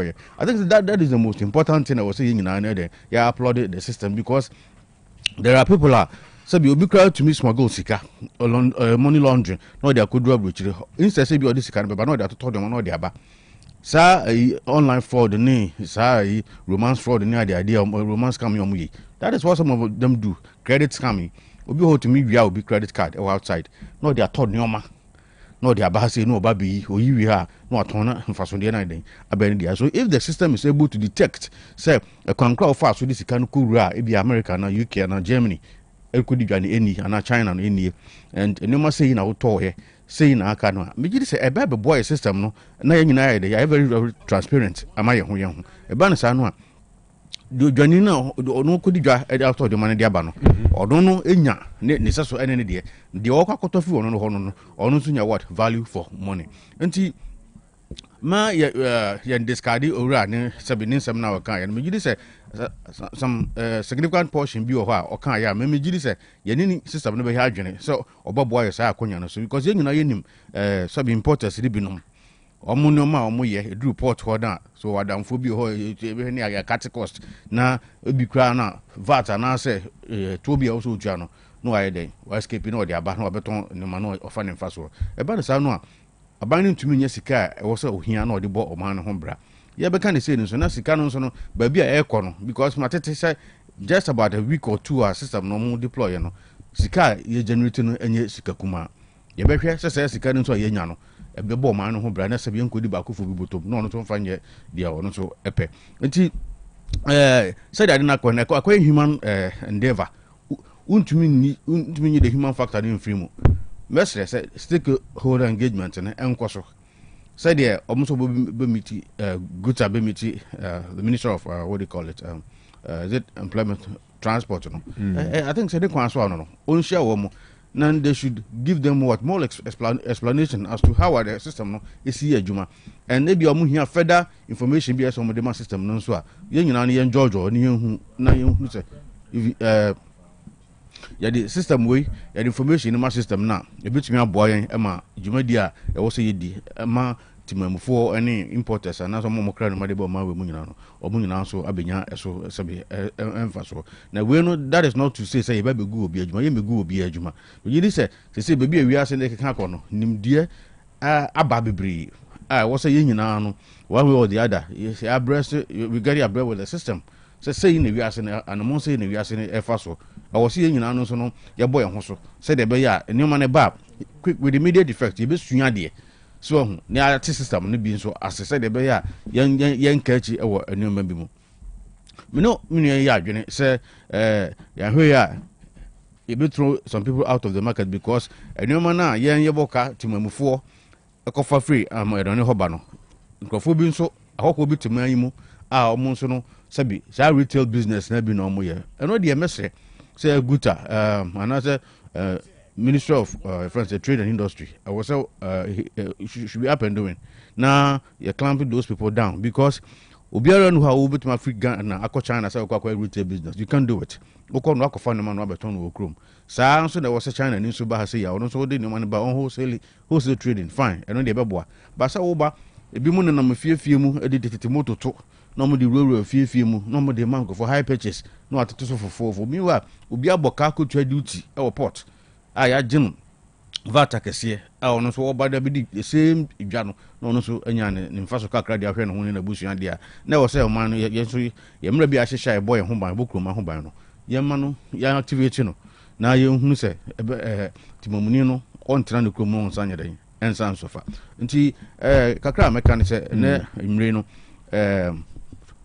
for the transport minister so wabano ho ba se obehia wo mo and ye hwe ne mu say ohia wo ma enye boko ne enkofa strike action bia anya den e ma ne omunya nkyere mu say bia ne education yan kyerɛ importers no mu say ni na system no si adwuma say ni be adwuma e beboa because see Bekaya, I think was it Obama or so and one of those American head of states by Ghana Obama say or Ghana even a Newman Kwana a fire port har crown strategically see a kasi due diligence near a juma year.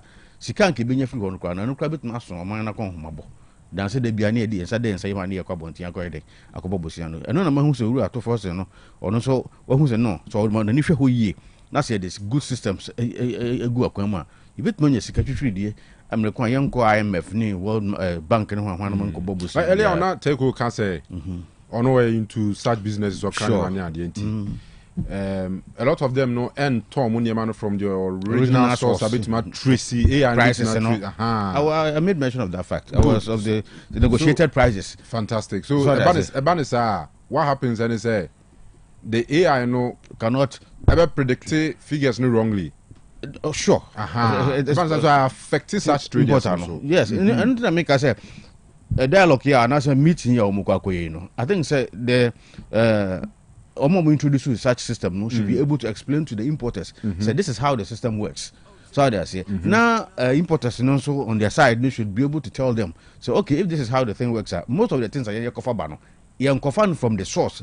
So they say and a warehouse producer idea no ho near koto be a negotiated price e be me call and nipa no bo me boss be 2000 me ni bargaining and be 1500 so but system ne ba e be drew port ho no say AI no assess no na obe calculate the original price of what $2,000 so be calculate e dia mame of which e be na me so manya de man to ne sa so ntino wenum nyina ya I think say meeting na baba so no on betumi on mienu nyina no betumi ajojo on betumi church on nsemu na omahu how system no betumi I work it to perfection to the benefit of both the country and then the citizenry. So the be ankofa chinyu asho bia man strike action na ho nyina because yan mu yati nyina ya that's for say o man no almost everything I use no man we be imported from food to clothing from transportation everything almost about 98% of a number use in Ghana hanging on the import. It's a cabana say, or more importers, and say, importing will be when I cost striker. But it is a bear affect each and every person be a hotel my way. You know, Abana say no dear. Sunny best says, Ajubro, good afford, Sabi, Omu Encosia, transport minister, Omu how be a Omu Komubia, Homo Fantunanim. No, so how our system, no. It's basically I work it to the benefit of everybody. No, I'm from church or na because we share no mama. Importation ebi. Be ultimate talk the original product. No, so I say. Then you bargain. We then ebi grab no maybe go kwan ho na new run so on pay bi no akofa mattress fridges near and say fridges the bimba televisions near the idea na no mo de aba. Nti no o use home use television. Ebia you turn will be $3,000. Now, me could be a chairman. Now, me banana catch them say, oh, $3,000 in the value. No, I was saying me charge you $1,500, $2,000. I think, sir, it does not go well. All right. You know, best a nigga casa communication or me, I find a funny and now, how best I do address this issue. We did say a bois, some bottlenecks be a port. And you may be a for try to find chain, a fan chain at the Ninano. Abba saying a subete, ama, secretary now could do or mano. Yes, we are case to say the video by no one so no some fun yet. You must say, they say, now a fatana or Timon Fonunya, a son for so many medals. Okay, Meso Medasi, that's a P. Yeah, call back to the phone lines. Mr. Sampson, Mr. Antonio Pong, Ashanti Regional Guta Chairman or our man so. Mr. Pong, what the Fatami, my original swatch, Fatami pa. So, oh, here, dear. Namia Ruma, yes, we are pa. Young Koma, ye dinner, we are near Numrena F for the Publican AI. Hello. Yeah, hello. Hello. Yeah, very good. Now, me busa about the Publican AI, no. Guta Mokrata Modeba Bontain couple of days ago near there and Yebusa Hong Kong say a dear importe any more challenges a ma mu fi say AI no M1 mo portal. Yo, my mencha wa dimre na mencha ma tifo ne agafo. Ene Ghana jodifo ni tutu ni asante mantemo jodifo nyina. Ye problem with the publican AI ne say. In fact, your duties are you report no. Ni board in dada. On the high side in the sub-region, West Africa sub-region, baby a port will be a Ghana duty very high sin omunina. Ya kun a hun toka yes. Na semekaya and sana ya beto about 2024. Ghana Union Traders Association yane the then presidential candidate His Excellency John Mahama Ekushia ewo AF hotel wo East Legon. Ye kono ye the duty people say you tua our port ebi kwae ko kire no oji e no one started say kan items no levies and charges na you tua our port one no o kan wan ne akan tu ne di na chi sa ye kan nya mako 23 no cumulatively and form your duties our port one am on one to no mutuo kai say e do so dodo na ye bre so be kai ye to aba no bibi by ono say flat rate Maumia say a free straight, whatever you know, the same at the corner, a horn or car South right street, and some lecturer and say, or bar, quite dears from every man who knows your best started with spare pass. Not spare pass, no 40 feet, say at the house, say, I will try 20 feet, and the house into all once, no, when I've been making sure, say, of our container, I'm an Maduakum, Sabayana, but I will trade Dutina, one chirona, also Triano. And our Marano, no, me say, duty say, I'm better, and nothing of a banana, able duty now, best friend, so, na agent, say, Cosmo officer, say, inspector, say, national security, say, and a Kahudu baby, who free Portunaska, or Triatian baby, and to a made that flat rate in my age and I born, same man. Fast forward, and I'm buying by Jedica and dollar, in some dollar number from dollar from so I say over the years, yeah, the dollar and the work your duties, you know. And the dollar above for media and can say you do in the form. Class when you be adding this common logic says a dollar not working rate now dollar near 14.7. Then the dollar about 11 point something and 10 point something means automatically I say do in the form. But the same way you say you do this no my form send and I send a dollar number from Kabisia Bano. And no crown still there were agitations. Your name paying for can once a man. All of a sudden you say you were this month you do this in India double a black triple in some situations.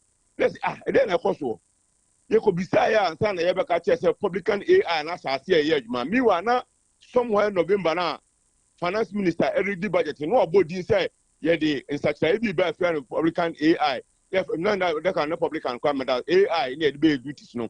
Engineer who say and kakoya the fufu ya ye nim hu hwi de and ka mpanyfo ne betra say the day ban say next year and who to so was nie ma dwen kire ne say na ke nyina jojo ya toto adwen na ka fe ye pa ke nyina ye nim ho asem ba we de ya nte ho so ye hu ya ne say ahyase na ahyase no so ye hu ye duties no bia na gina na ne so no president kura so bi ma ye no after ya travel ma ko so ko be times 2 times 3 na ke say enya dia beboa eti ye hwe na ke say say ye ka ho asem ene ye call finance minister or question say bibi ko so ayen tia sentin ka onu enhia na ka o ma enchiremu o ma date ye kwa no bibi sanka ntu onu antimi ama o ma deputy ni bae no o tie yen nsama e kan nyina no so wate enti o ne mpanyifo ko dwene ho ye beto o monka edi ni share third week mu ni ye share yesi ye hu se kwa na so duty no da so e ba in times 2 times 3 na na so no ye ntiase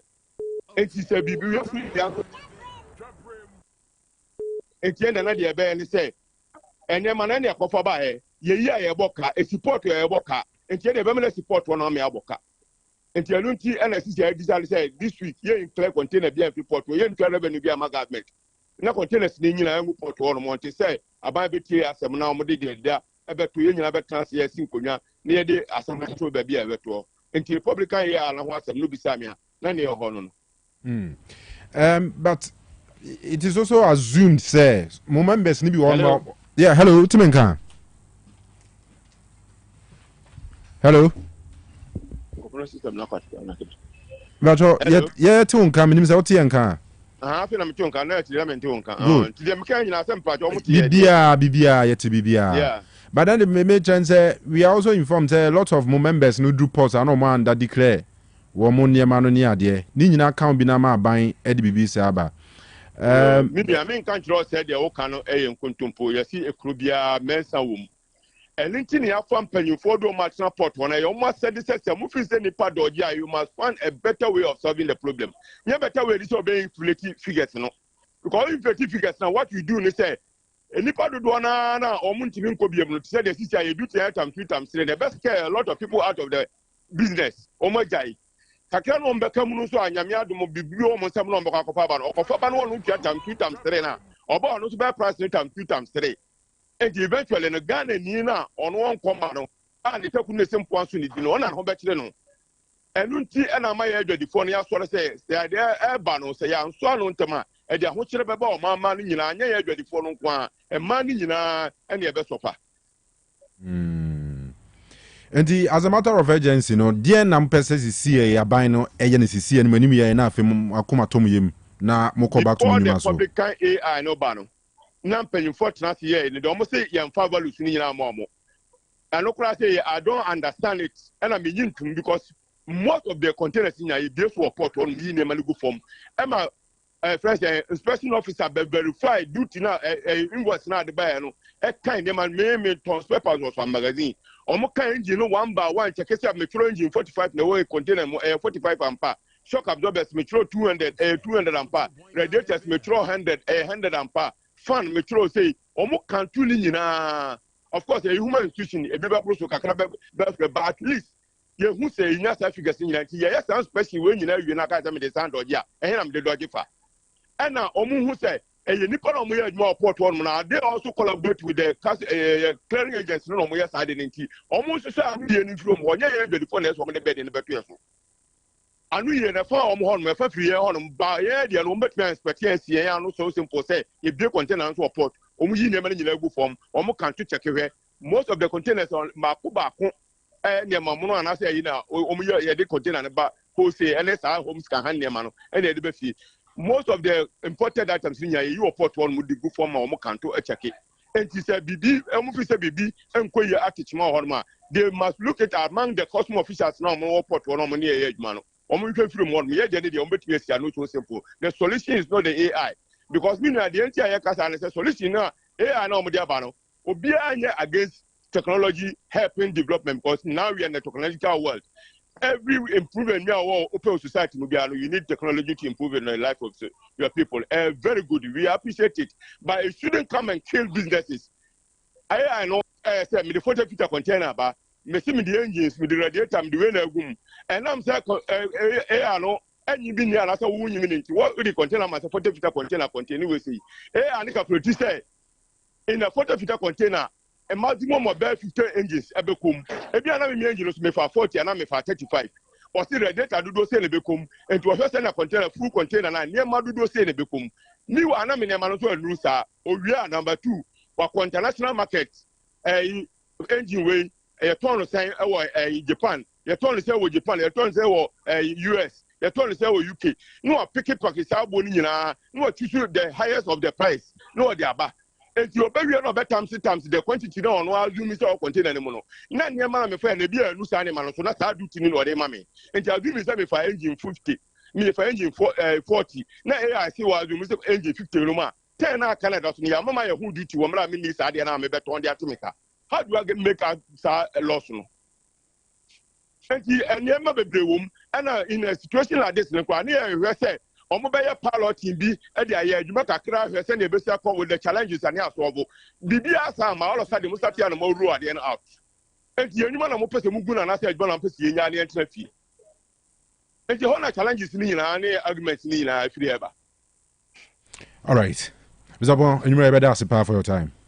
Let's go to Masipa. Yo Urias Anthony Opon ono na oba santimantem ho a guta won muku no oye penyina odano. All right. And yeah tenimra sisi ye ba na ye de enkomo aka na to aso because it is getting more interesting. But I be share issues about young economy no. mrebemu ani ahwe LGBTQ plus 1 no so nkomo kakra na yedi atoa so Jabrim live Otec 102.9 Otec 1029 FM, the pride of Ashanti. Jabrim. Hey, Opani. Mashusha wache. Se perfect series books here. Oma me koto obi ma me mano. O wajajai. Abua wa mo se. Se wo tumi kenkan kama. Wo kabrofo. Na nkontabu okra de. Ejajai. Wonderful. Mese Ghana for GAG perfect series. Atumo no de. Jai. No de animdifo. Ene tre wa nwoma bia. Owo crèche, nursery, any KG. Books bia bi. Ene owo science, creative arts, maths, RME, history, coloring, computing. OWAP. Ni nyina. Every basic 1. Ekosi basic 6. English. Every basic 1. Ekosi junior high school. Ne ba ne combine so a. Owo ni nyina bi. English nom ane maths nom. Me say books bia ni ho. Perfect series. NB, na GS, ane naka, enso am approval enti obata bia nkoto bi maneba. And na se we de school bi kura betumi akotu akoton amani students o. Na eno kura de wote boa no so say hwi wo mo sa sete mock exams, terminal exams, and midterm exams. At the mass school so a ehia wo mo a atufo nko aputu oja station ho a enkran danso man first stop any omamu ba bia ye tonton books bia for 0243 299938 and a 0540-755-465. Perfect series. Your world's future is secured. Medofopa, Mepaucho, by Grace Hospital, Ewonsem Kakrebi Bisao. Da bay pa na ope brese, and not the Rio, 102.9 FM. Me koye check up.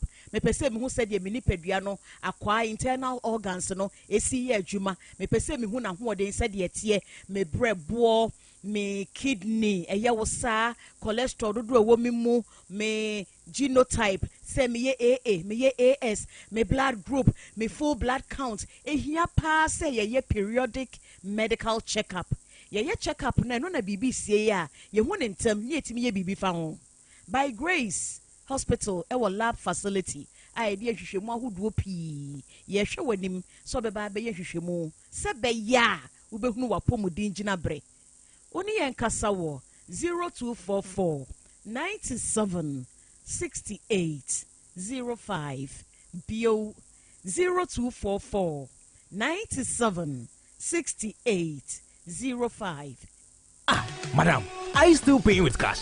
Stop. See, Access Bank just introduced Rewards by Access, your new way to enjoy the finer things of life just by spending with your Access Bank card. Signing up is easy. Visit the Access Bank website and enter your membership ID from your welcome email. Create your username and password, then verify with an OTP. Voila! You are in. On your dashboard, you can view your endpoints, manage bookings, and track redemptions. Ready to redeem? Get instant airtime. Shop for electronics or fashion, book flights or hotels, and much more from over 3,000 merchants globally. All with your reward points. Just choose your reward, confirm with an OTP, and redeem. Rewards by Access is open to all Access MasterCard and Visa card holders. Terms and conditions apply. It's time to turn your everyday spending into extraordinary experiences. Sign up now and start redeeming.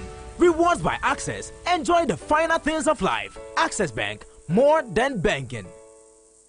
Ladies and gentlemen, a brass will say you see a dear now come with Nipponium.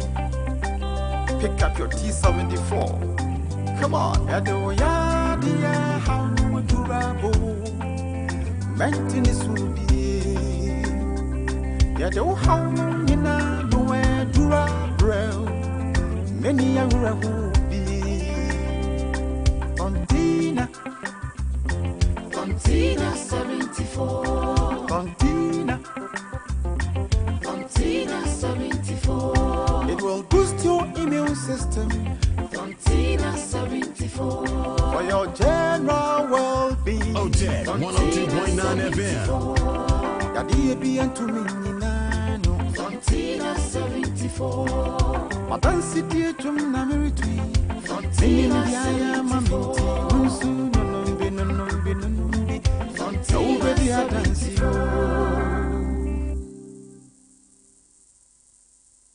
Otec 102.9 FM, the pride of Ashanti.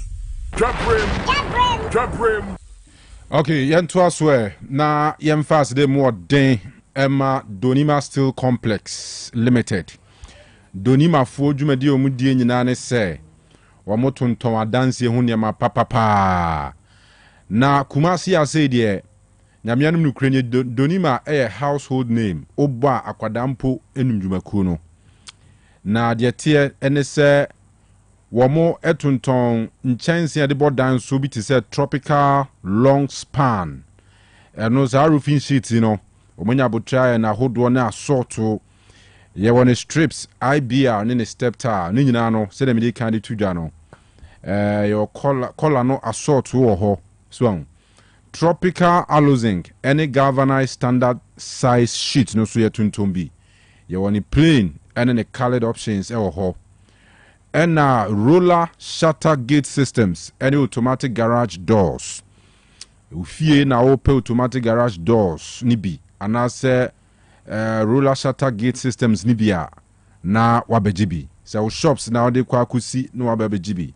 warehouse anase ezei akronfo ni wie asori dem nyina ba ne se ha dwem nti asofo ahodo amote yanka nwumre no osemu metoto doors papa ni bi e wo honom one more na de tropical nails so abana do ano de nyamianum no kuranie carpenter's choice no no na carpenter fo ni nyina di ho dance se papa you only free one copim 6 inches and afia tonton binding wires ni iron rods no per diodudo bia pe bia measurement bia pe bia no oba Donima ya so ya benya Donima ni sister company and the Boss Paper Products another no any Boss Paper Products Limited omode Boss Paper toilet tissue and we want extra soft and you extra strong and nyina no hygienic ema ema ejizobe shia girls no na bi wo mo bag mu no ano mo di sesi mo ho kama neat correct boa papa and you call a lot of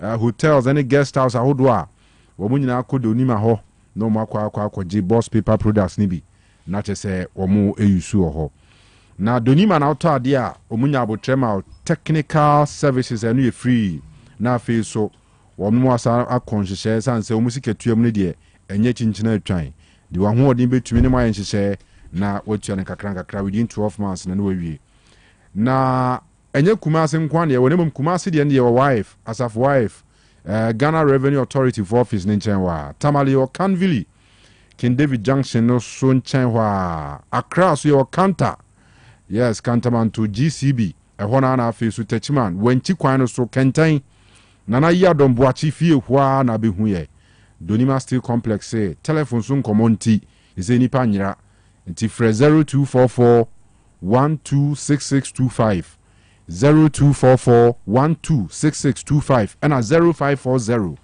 101555 Jerinas Heba ewo Kumasi ase yewo Breman UGC DVLA office na ebie ne ho no yewo animu ho na obehu ye main office ho Jerinas Heba ye nuro ne miensa de bie koso a ebom nkaye se mbeto bianom na aboa Jerinas Heba mixture eno malaria duro wa malaria ayew anas wahu signs and symptoms bi se malaria bi nam kwan so ba temperance no apɛ Jerinas Heba mixture ne bi abobɔ ebeboa ma watumi edisun kunim enti Saudi agrona malaria ne bottle for mo a waso be shi brutal enti mesro Jerinas Heba mixture one man de Jerinas Vico mixture na ba no ye for sisie mu aye mre sisie ntumi nyina ntumi nkoto ntumi na eba cho wow sisi emu agono na chese emu tutu no wadura Jerinas Vico mixture ene emmema sem nyina esiesie ne kama enti bema so be kosie ni na afi odi defeat abade nya Jerinas Vico mixture ni so a timisere no numbi na mwa ena ye wo garlic aduru a eno ye friend Jerinas garlic mixture eno boa ma moja tumi di afrusane nipa bia ni moja tumi ko bia no ekoba bia no de bia no be hu se o ye very fit onu abe check ni sugar eda normal obe check ni pressure eda normal because entini mu ebiebia ma moja tumi ko ba bia e wo se ekọ intimesiro Jerinas garlic mixture why kesi abroso na pese wo so tia sradie ni nyina no be kra ni nyina efiri ho e Jerinas garlic mixture na wanu numbi so na aboa ma entini mu ai clear se ne be ya moja betumi akọ bia wo se ekọ bia herbal shop bia mu any pharmacy bia mu kwa Jerinas Nronya na Amayep herbal shop ewa Boabu station ehodu adodo bi apebia won sabeka from Amayep ewo 0538 484411 0538 484411 ena afuba Otec FM house we dro yubenya bi ato Jerinas herbal force frɛ wo 0241 814677 0241 814677. Drop rim. All right. Yankwe anywhere. Na afi de so Williams obia nka bibia obi be so very battle ni ade because na mienu ne mumienu na aha. All right, afi yentin simwe. This time remember say frank be sha ase amame. Na ya hwe issues efa yen economy no ho. Fuel price intervention no so ni nyina akwakoye nsempii na 1.2 billion Ghana cedis needed yearly to implement free primary health care and according to Rakando and if was Enra yebo audio no ha na wakasa agenda 111 omampeni Akufo-Addo komanani ko mu planning yie na komani ko be 20 so ankomutimi ye ni nyina na omo de plan ebeto ho na mo mamenka no mo because I will kan ho mo de plan beto ho na mo aye ne kama nti enche ebi bebre na be hyase aye adwuma ne ade enka wo nyina mo na ye ni nkomo. Right, I don't know. At that time, conceived the idea of Agenda 111. I think they were very over ambitious, I should say, because also my grana they partitioned the country into regions. Before so mobile power, Ghana the regions were 10, and Ghana 10 regions. You know, so if by Muamu vision and I'm one more teacher of mine per the population and no minor drew no more person demarcated into 16 regions. I think for me now I'm reservations do, but almost not too many crowd on some 16. It is an anchor war this way who be say obey hospitals obey sanaho amamo party na amamo mining na yenya so mfa so dia. As at that time conceived the idea of Agenda 111 na sika almost some the bay $100 million. It is $100 million. So if Sankamoya you say region bia because that time now my demarcations na we 16 regions. Ntimuya you say Sankamobe see region bia one regional hospital kana kebenya 16 regional hospitals well equipped, well resourced, and then Kamuba to the time period and nanka akaba free abamu kana and Kamuba to maybe 16 regional hospitals no nan kamata free ho nan no kra no one ebema nurses for as at that time no more we school titi fee ni na backlog na kombetu nya djuma dai aye then of course health issues inside na wo ma we mu no so no ka be improve astronomically because regional hospitals they nim say ya na omo very equipped machines equipments any doctors yeah do omo ko the renowned doctors well sophisticated machines a bit me aboa ayarehwa na nka binum e bia befa wiemhyan akwa ma no ne na akoso mo yare nyina na nka bitumi ahwesa ayare no but the nanu MP for say there be that omo by 111 hospitals. Idea was coming from and where they were going to get the resources, the financial resources of which we are completely all the. I think the beginning can almost say no come we in 88. Actually, almost and be back how many 101, 111. You know, media it was to me, you know, then come year and been 16 no crowd almost every one says kind of crowd no much yeah and can never know because I and pressure war regional hospitals and so we to say confirm not num other regional hospital Accra no that and cause pressure number and why you say that 111 and yeah min dindi say sisi ameno kase kran any of them any of the 111 I drew about 80% cry because hospitals say what's the structure and see the equipments would be come the experts I was from Kohokoya Juma machines I was a Kohomukoya Juma. I had time to quantify grana in monetary terms. I not a more than a diner one cassa was yes you honor. And until Sawkas your hospital not structures in the here, but the machines, the people who are going to work in that hospital, no, I don't know. We have to take them into consideration. And in yes, so I can say being a year 111 hospitals in Nana are completing in Nana. We need about 4 billion, I think, Ghana cedis or dollars. Or continue a figure around that. We are making, and you know, yeah, we will not. Hasten our and I say we will not burden the resources kakrana ye wono ye be ne kakra because we say after hospital kra no mo buy and no mo call after hospital no mo ko wie ya can we this pressure what regional hospital be to say Governor nke so ka pressure no so beti and other hospitals be atonto hospitals no ne so interest no ka pressure ko ho no ke so beti and so beti ne as at the time mo buy na nka after hospital no was around 80 to 90% completion, but a man come home.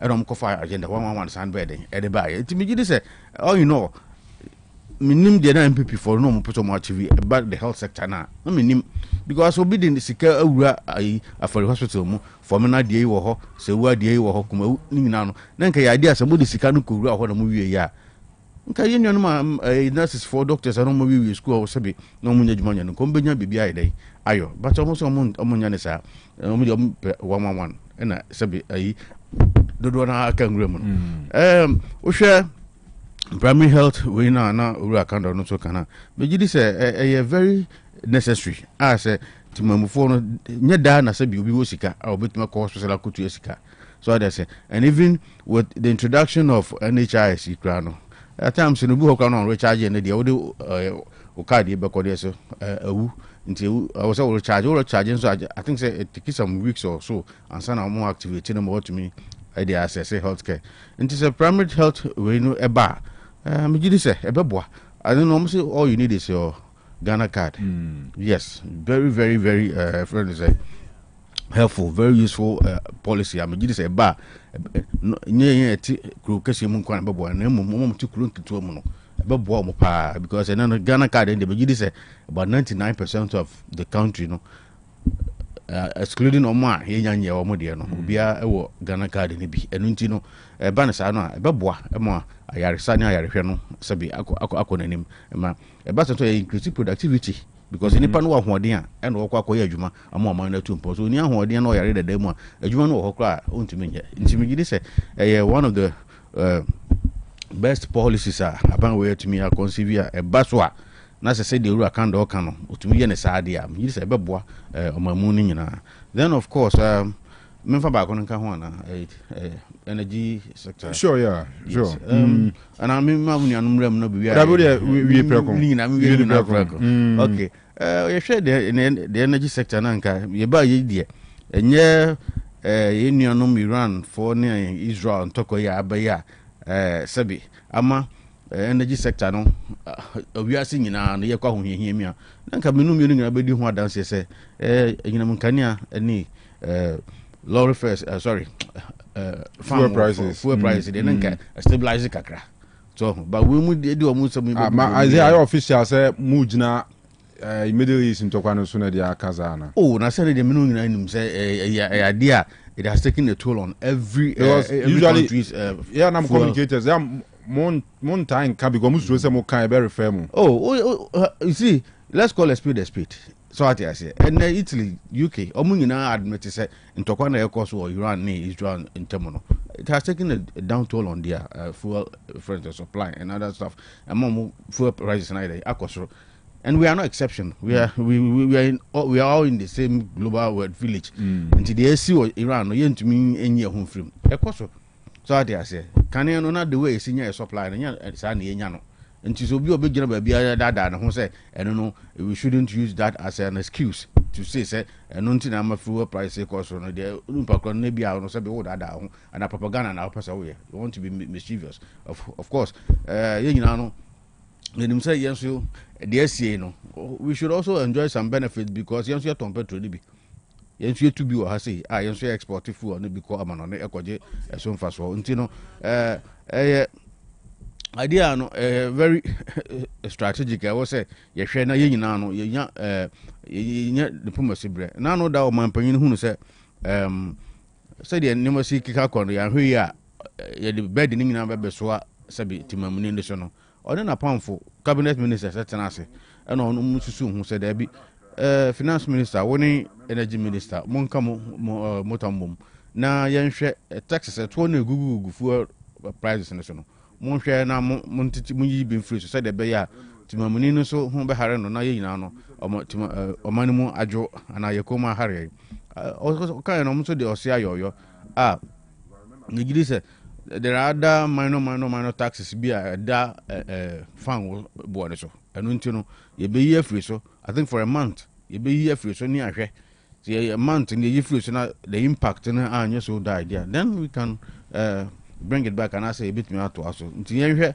se de o ma ja tum say fuel prices no ye be born kakra free so no me gidi say asem papa ye nyina no ye yo mayimu time Ukraine ni Russia war yi etisi mu a fuel price cost no o mampani asa that time no sabi 1 minute manfo no ho anka se da bi se de no musika kan kono de ye ntena se sabra na America sense na taxes na bi o egugu fuel price ne so but when hu hia se so yi so but o mampani John Dramani Mahama hu se da bi o man ye nyina na yetim bi chichiri ya chichiri nkomo obi a chichiri ma ye ya ho enu ntino se ye hwe na ye yi taxes ni bi free so a ebe bo timamuni no ama akona ebe die no so ebe ebe wie peye ewo house emre ayeso enu nti media de o map ni ayen mebo na baso so wa ya ade na yen hu se yen so wa ada means a ebetumi dia a generate fuel ni bi eye tema oil refinery o ho se yiro bi di se ye ba ye no ya personalize no ama na me no ka se etumi refine oil into nkaye de kakra na yeso yenya free oil na yetu no ha se no etumi no ha ya mgidi se kanu kwa babo amebo no so aye den aba fom yie na other countries scrum ni refinery no omo so kwa betum do omo de na babe no ano ye de wa ha yenya yeso yenya den foreign exchange na yeso yetumi the aboa ye de it's all about building our capacity when it comes to the energy sector you say the area no and the short and the interim ya na ye side way but the longer term no you be hu say policies bi a dey ban she bi a dey ban no e be ba be ball man no fan wo sem no amon no because ya pio ya mpo ya ho ode man ya ho ode kese na agina fan wo so because electricity kwa use no kwa no you see you here fuel their power a friend is this atuabo gas plant in here fuel their power and ya konia be di nso akogina a friend say fan wo so enti say ya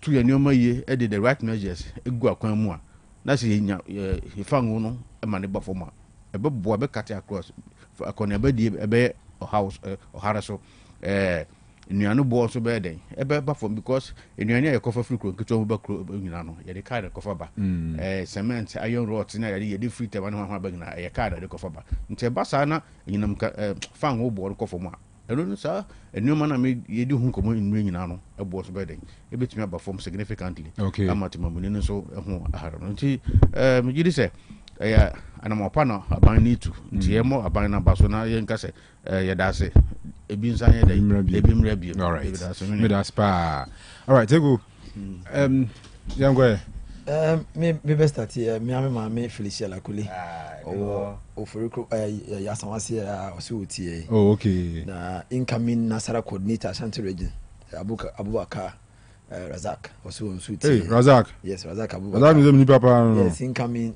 regional Nasara coordinator for Ashanti region. Okay. You should be youth organizer now. He has served very well. I think say you'll be a fantastic Nasara coordinator for Ashanti region. See Razak, baby I will be a Michelle. Who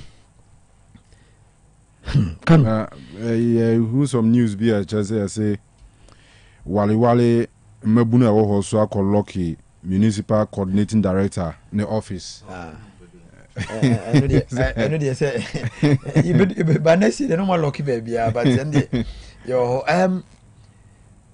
can and this for some they are need no chere say me dwini ya na bi kusi baby na me hu de me nka chere say baby am come say me call heaven pa me say me call heaven am ko hu and this for be mo pa because enwoma mo kan nra ene ne nsem mo kan bedwini ho amenti ase me de me gidi ye se diesel ya ko do 17 cedis ya trɔtrɔfoɔ teatea mu sɛ ɔmbɛto ahyɛnkaboɔ mu ne adeɛ nyinaa no ɛyɛ nhyehyɛbɔne a yɛwura John Dramani Mahama de agu akwan mu a ɛmmoa Ghana a wɔnyɛ n'adwene sɛ ɔbɛboa amafuo no aba fam ɛyɛ nhyehyɛeɛ o ɛnyɛ ntɔkɔ bi asi baabiaa dabi because menkae menim memete afkonta medi agorɔ a mekom ɛne stadium area hɔ Lobito ɛne aboabo ɛne asawase mehunu baabiaa US bomb atɔ ɛna mehunu baabiaa no a Israelfoɔ ɛbomb atɔ ɛti mehu how a saa ntɔkɔ no ɔmo ko wɔ baabi a ɔmo ko no ɛwɔ nsusuasoɔ biaa wɔ Ghana yɛfu ɛsɛm so wɔyɛ nhyɛbɔne a yɛwura John Dramani Mahama ɛde agu akwan mu a ama yɛ ho meeteɛ ɛnti yɛsrɛ ne sɛ 1 cedi levy no wɔde too fuel so a ɛma fuel no boɔ no kɔɔ soro a ɛnɛ ɛyɛ sɛ nka 31st March ɔbɛ ne transport minister bɛbrifi parliament a wambɛyɛɛyɛ ɛbɛsi nnɛ no ɛne yɛsrɛ sɛ ɔmumrɛ bɛbu saa akonta no ma yɛn na sɛ ntɔkɔ asi baabi deɛ NDC foɔ kyerɛ sɛ ntɔkɔ asi baabi a ɛnka Ghana sɛ Russia Ukraine war ɛntumi affect Ghana fuel a ɛdɛn na American Iran war ɛtumi affect Ghana fuel ɛnhyɛ bɔne na yɛwura John Dramani Mahama de agu akwan mu ama yɛ ho kyerɛ yɛn enti ɔmo nka nkyerɛ yɛ president His Excellency John Dramani Mahama sɛ yɛde gyawa ne yɛde asoa wo ɛnɛ ɔmfa nhyɛ pangu akwan mu na fuel ne mbra fam na nyɛ ntɔkɔ bia na ama fuel ne kɔ soro menyi ni because ɛno ɔmo ma yɛgye di sɛ ɛnyɛ ntɔkɔ bi asi baabi a na adwɔmpe kuro biara so aba bɛsi Ghana enti saa ntɔkɔ wei ɛmfa Ghana fɔ ho ntɔkɔ no mfa Ghana fɔ ho bɔmbu bia ntɔ Achimota bɔmbu bia ntɔ Flagstaff House enyimane fa ma bɛhyɛ saa ntɔkɔ no no nsɛm ɔka yɛ a ɛma yɛwura Nana Dankwa Akufo-Addo Dr. Mahmoud Bawumia mo anya akɔ no yɛgye ne di yɛ ɛno to ne yɛto aba ma no o super magic bi a ɔba bɛyɛ ama yɛ fuel no ɛyɛ stable ɛna ɔmo na yɛ stable santi ɛsrɛ 17 cedis no yɛtete kora sɛ yɛba bɛkɔ 20 ne ade yɛsrɛ ɔmo ne nyina hɔ na ama yɛn 20 ma ne mafo ɔmo ne nyina 17 wɔ ama yɛn wɔmfa nhyɛ pangu akwan mu na ntiatiamu a yɛtiatiamu sɛ wɔntete tax no so na ɔmɛyɛ boɔ no mmra fam ne ɛhome ɛntɔyɛ ɔnyɛ saa ama yɛ na yɛwura Minta Kando medeɛ mehu papa wei a meaduru bia mefrɛ no Afare Military Hospital ɔnoabo Afare Military Hospital saa na mefrɛ yɛwura wura fi ɔtumi sɛ sɛ NDC for MPs every 2 weeks as a 3 weeks bia na ɔmo wɔ Afare na ɔmo wɔ Sawia na ɔmo wɔ Afare na ɔmo wɔ Sawia na yɛbisa sɛ NDC ba baa mu over 16 months nie yewura Minta Kando waba Afare hospital hɔ ana ewura na efu hɔ no wabɛdɔ Afare Military Hospital wabɛdɔ ama yɛ egusu a efuo yɛnam kwan hɔ yɛhu sɛ hɔ no mafu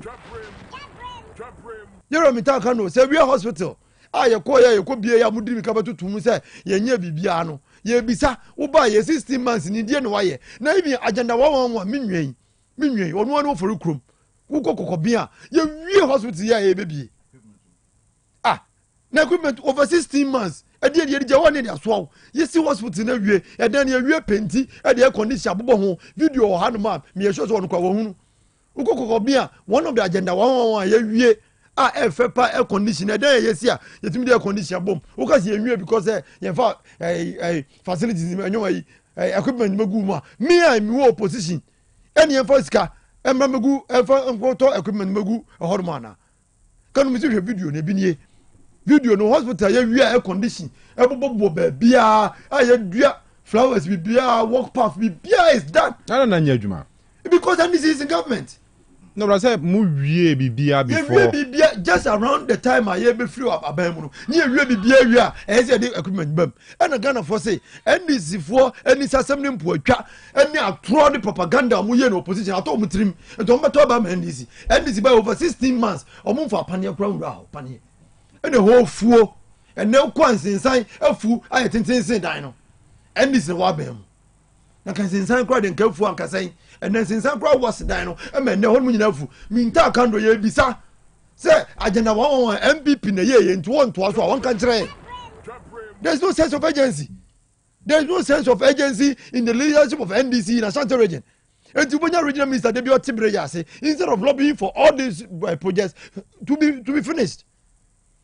Now agenda 111 the concept of agenda 1 so mo ntiasia abai na adwene wo dwene ni say every district Ghana every Ghanaian na what will be you belong to a district and therefore si e pese ye check the national cake mo bi enya so fa so a e si etimi eboa emiesi hospital wo every district said be sa hospital no e be so yade na no na ma konfonoche wo ba ho me be ka say no bed yade bi ene de ba konfonoche but hospital is an yesi a hospital a full-fledged hospital are not yesi a ye be bo every district a say any emergency case you will not bring it to konfonoche and is a wunwe bi start ni wa nwe na ba be to aso a nanka uba kache say a over ambitious policy forgetting say NDC ba mu ka so ba be 200 e-blocks ono na over ambitious project and say dey ye to obama abaya you are not voted to power to do normal things so when we vote into power you have to come and do abnormal things abnormal because you have to think beyond the box and do things that people will say wow. That is why Nana Dranko for Dr. Mahmoud Baye. Omudi agenda one buy say every district in this country must have a hospital. A standard. I bet you treat hospital a bebre. That's our hospital not for him more or more school or my doctors in this agreement. And then Minta can say, I no crack. That's for bebre school. I'm qualified some more hospital. But you need to get to a for Majima. Also, we recruit the number we can pay. And then come be say you know nursing schools no ongubi because when you train more nurses and you think say you will not be able to pay them so they have to wallow in the house pro. That's what Mintakando is saying. Honorable Mintakando me say papa the nisa some year was antimemha. I remember there are videos, there are commentaries about this man every 2 weeks or 3 weeks no one saying this before at the Bafari and it's a we are. And that's how come and this is about memo Yamana Baba Minister for Health thinking say he will think outside the box and bring policies and programs and complete some of these hospitals every now and then. What do you see about Mintakando? He's fighting doctors or the doctor for manso unannounced visit no one need Tamale hospital or the doctors need you no one. That's what the minister is always doing. Then you be saw some more what's it you need 1.2 billion needed yearly to implement free primary health care. Oba the order that they na found. In Sheben why? And who is lobbying? Me and I'm blame more. The minister cannot see whatever is here. The leadership of NDC in Ashanti region. The leadership. Yebra Chairman Kwasi, Chairman Nana Kwasi, una ye chairman of NDC, original minister, who was the secretary of NDC. I don't know about power. They know your mama in now omonenam residency one mono. Yes, Ashanti region ye buy this year. Your hospitals are old one. I can't very stages of development. Go and lobby the health minister to come and complete them. Say the district who do was anti-memo animal. You be reading now, not the year no, I said the equipment goom to so for come the Oko. No Munya said the Biaja bridge I say paintier. There are more serious issues. There are roads, there are bridges, there are things that we started that we didn't finish. Go to Nayin to call Nayin to ya. A quiet year na cast for them, and then shot us any now. Now, Benya, OMC or Asqua. Amo Camel, not the Biogina bridge as not so painty because the minister painty on so painty. There's no sense of agency in the leadership of NDC. Appointees a was anti-memoir. And the best in there 16 months now, NDC cannot point to one project in Ashanti region that they are doing. Kwa swame interchange. Swame interchange. Me interchange yadi wibaro na twanya. Interchange yadi wibaro na twanya. Go and see. Me person be so but yeah fine. I hold you run about. I hold you run about today. Nothing is happening there. I hold you run about yeah. There is here 40 years. What is about 2 years? Mudi wibaro na twanya gu swame interchange. Nothing is going on there. There was an information original minister the man on socials. No just say just so you know, projects this week: 1, Swami Interchange; 2, Outer Kumasi Ring Road; yes. 3, Crowflow Market; yes. 4, Dabain Urban Roads; 5, Menchia South Sub-Metro Roads; and 6, Askorimampon Town Roads. More soon. Kanu, what do I know done rare? Asantimemha. Yes, you 16 months now. Mubai, first day, one of the things that you talked about is Crowflow Market. The Papa Yikens is here. But what your Crowflow Market who painty bridge? August Walker, I want to. He's always promising, he's always talking. Do the project. Sir, interchange yes me so am interchange yes me na say enwenu mo wo go and see how etimi destroy adwuma omo ye nyina maba bedwi maba ye ba ye mu nyina mo nkomachi mo start here and you are using wheelbarrow mo de twa anwa wo so am interchange wo nothing is working there, nobody is working over there and na say enduru na otwe mienu and omo ye demonstration say mo ye madwen say mo ba ye adwuma no omo nyina ko omachi and nothing is working there, nobody is going there. Me see NDC in some of Mokika and some of the dead and you something for Chomu and Santimema. We gave them 700,000 votes, which is more than voter region. Me see votes of Munya or Santimema. NDC votes of Munya or Santimema. Who can voter region now? Bomwa. The Munya or Santimema does the voter region. Nothing is working here. You are not doing anything here. I'm for Atro and in Nisasa Muya or Santimema. I may want Yakuno. Emma, among for the buffo, to better the MPP because they thought said Nancy can cry and ne more when this form of you're not paying them. You've in fire service assistance, they are not paying them. Police blue for me to the upper who motor register while number the free home. The farmer on Rajansin. Blue for me chose that police for Nankasacho because they are not being paid and so they are corrupt. The NDC or more NDC for a branch executive or more form they're not paying them. And Minta Kano is all around talking, no action. But the air catcher say, what do you power regional hospitals? Say we are the next started to do baby. Ye be a cry, move up the catcher say, ye mere no penny. No problem. Ye be a kumawu near you. And then Nipa do send a real mufia and Makotinum. Nipa do send a real mufia, a penty be a Makotinum. Now so your kumawu and the kumawu is working. You be a real some money working here. By now, doctors will be there, nurses will be there, people will be using the place. But by the time over 16 months, nothing is working in a Santiman here. Every now and then, the regional minister comes out there and gives a baby away, and you can't yepe. Yepe action. You are judged by what you finish and not what you start. Me say you are judged. Me say you are judged by what you finish, not what you say. You start cry. It is no matter ya no, ya be.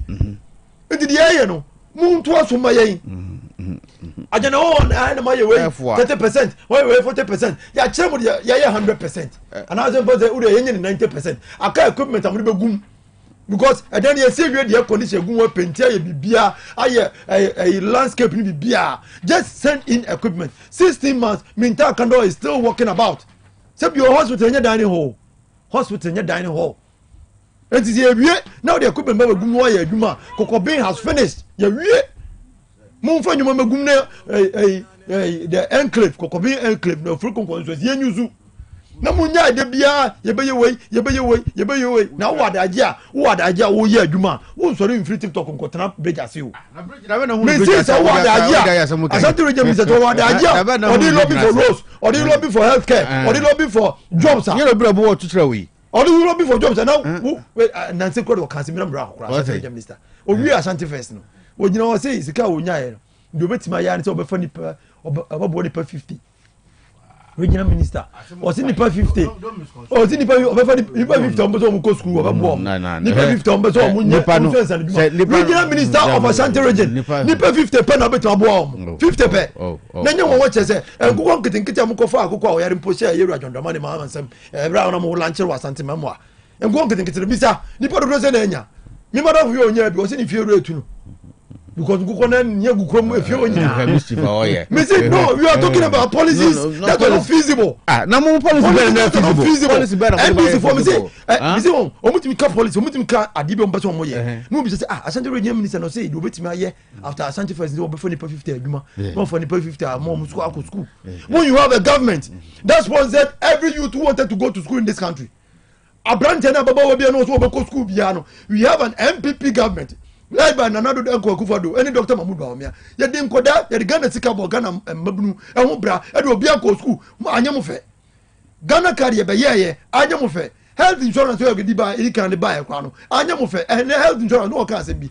Health insurance is a wood ye wua. Yet Tenya buy our green pound. What insurance the wua? This is a deep sumi and son. And son as a renewer at the 1 month as I active. And this is a bia, Mimi de wui, a bia January. You need January, February, March, and then I spy. Say January now, say be your April me. Now me dear March. Say nay, and I'm call hospital and say me insurance a woo. I can just stand there with my phone me here me call office to say the NDC time here ba aduma ni asa line wa adum mopa uba hu ho mo ko mopa na hu ho mo ko health insurance ni nyina egu kwan no and we dey say who code ko say 929 hash star 929 hash na what ba no what renew we ya ho na obetima doctor na hwew e bra hu ntweska. That's the government that use digitalization to solve problems. NDC by up till now we are asking na maye policy be na mo dia ba aduma project be infrastructure be na maye they cannot say anything and omo si yentwa omo yenyi omachi 16 months so wonyi mo ba kura na nko wawo 16 months so wonyi mo ba na nko wawo enti se muntimi nya bibia maye a yesre minister ye ne ka se free TikTok ko na ba free no better bridge ase de na sakọ TikTok ko so be free TikTok ko better bridge ase apendia ene ne onko se ko nyina hono. This is not radio friendly. Oh, we are saying that the regional minister should lobby for infrastructure. The regional minister should lobby for. When was the last time I who so original bridge in Ase? Bridge of Florida Bay. Of Florida, every region and out the regional minister should lobby for roads. What Mensa was? Bridge Bay say okay.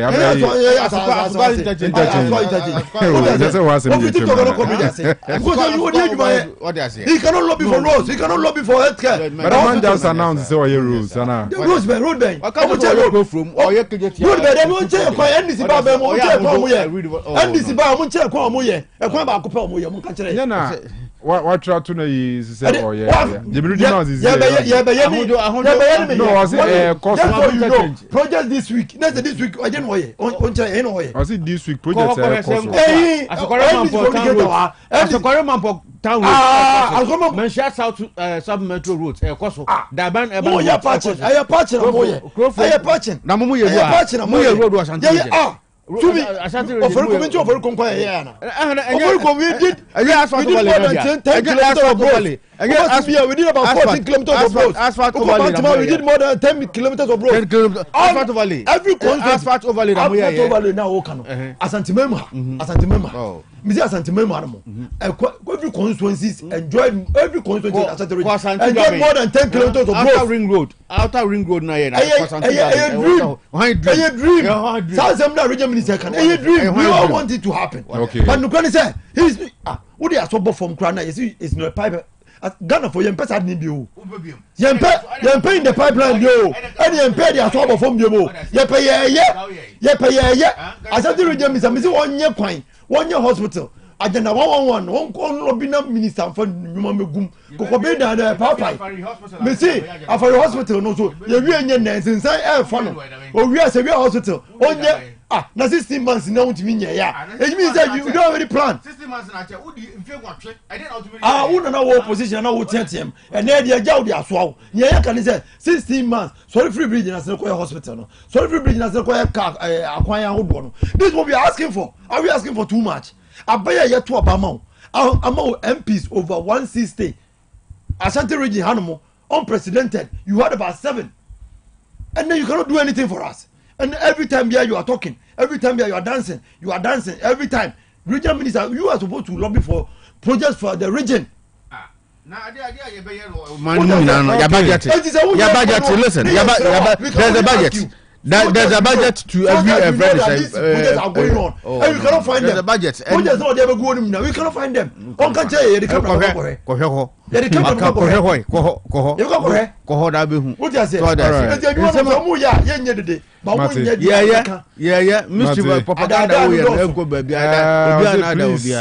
the NDC man. Sharing sanitary pads to boys and girls in senior high schools and building of 111 hospitals in deprived districts. Which of them can create employment for the youth? Well, you know, Kwame Adumapia, sorry. Adumapia. Well, you know definitely says Sikana won intimacy 111 hospitals. Should you embark on such a project?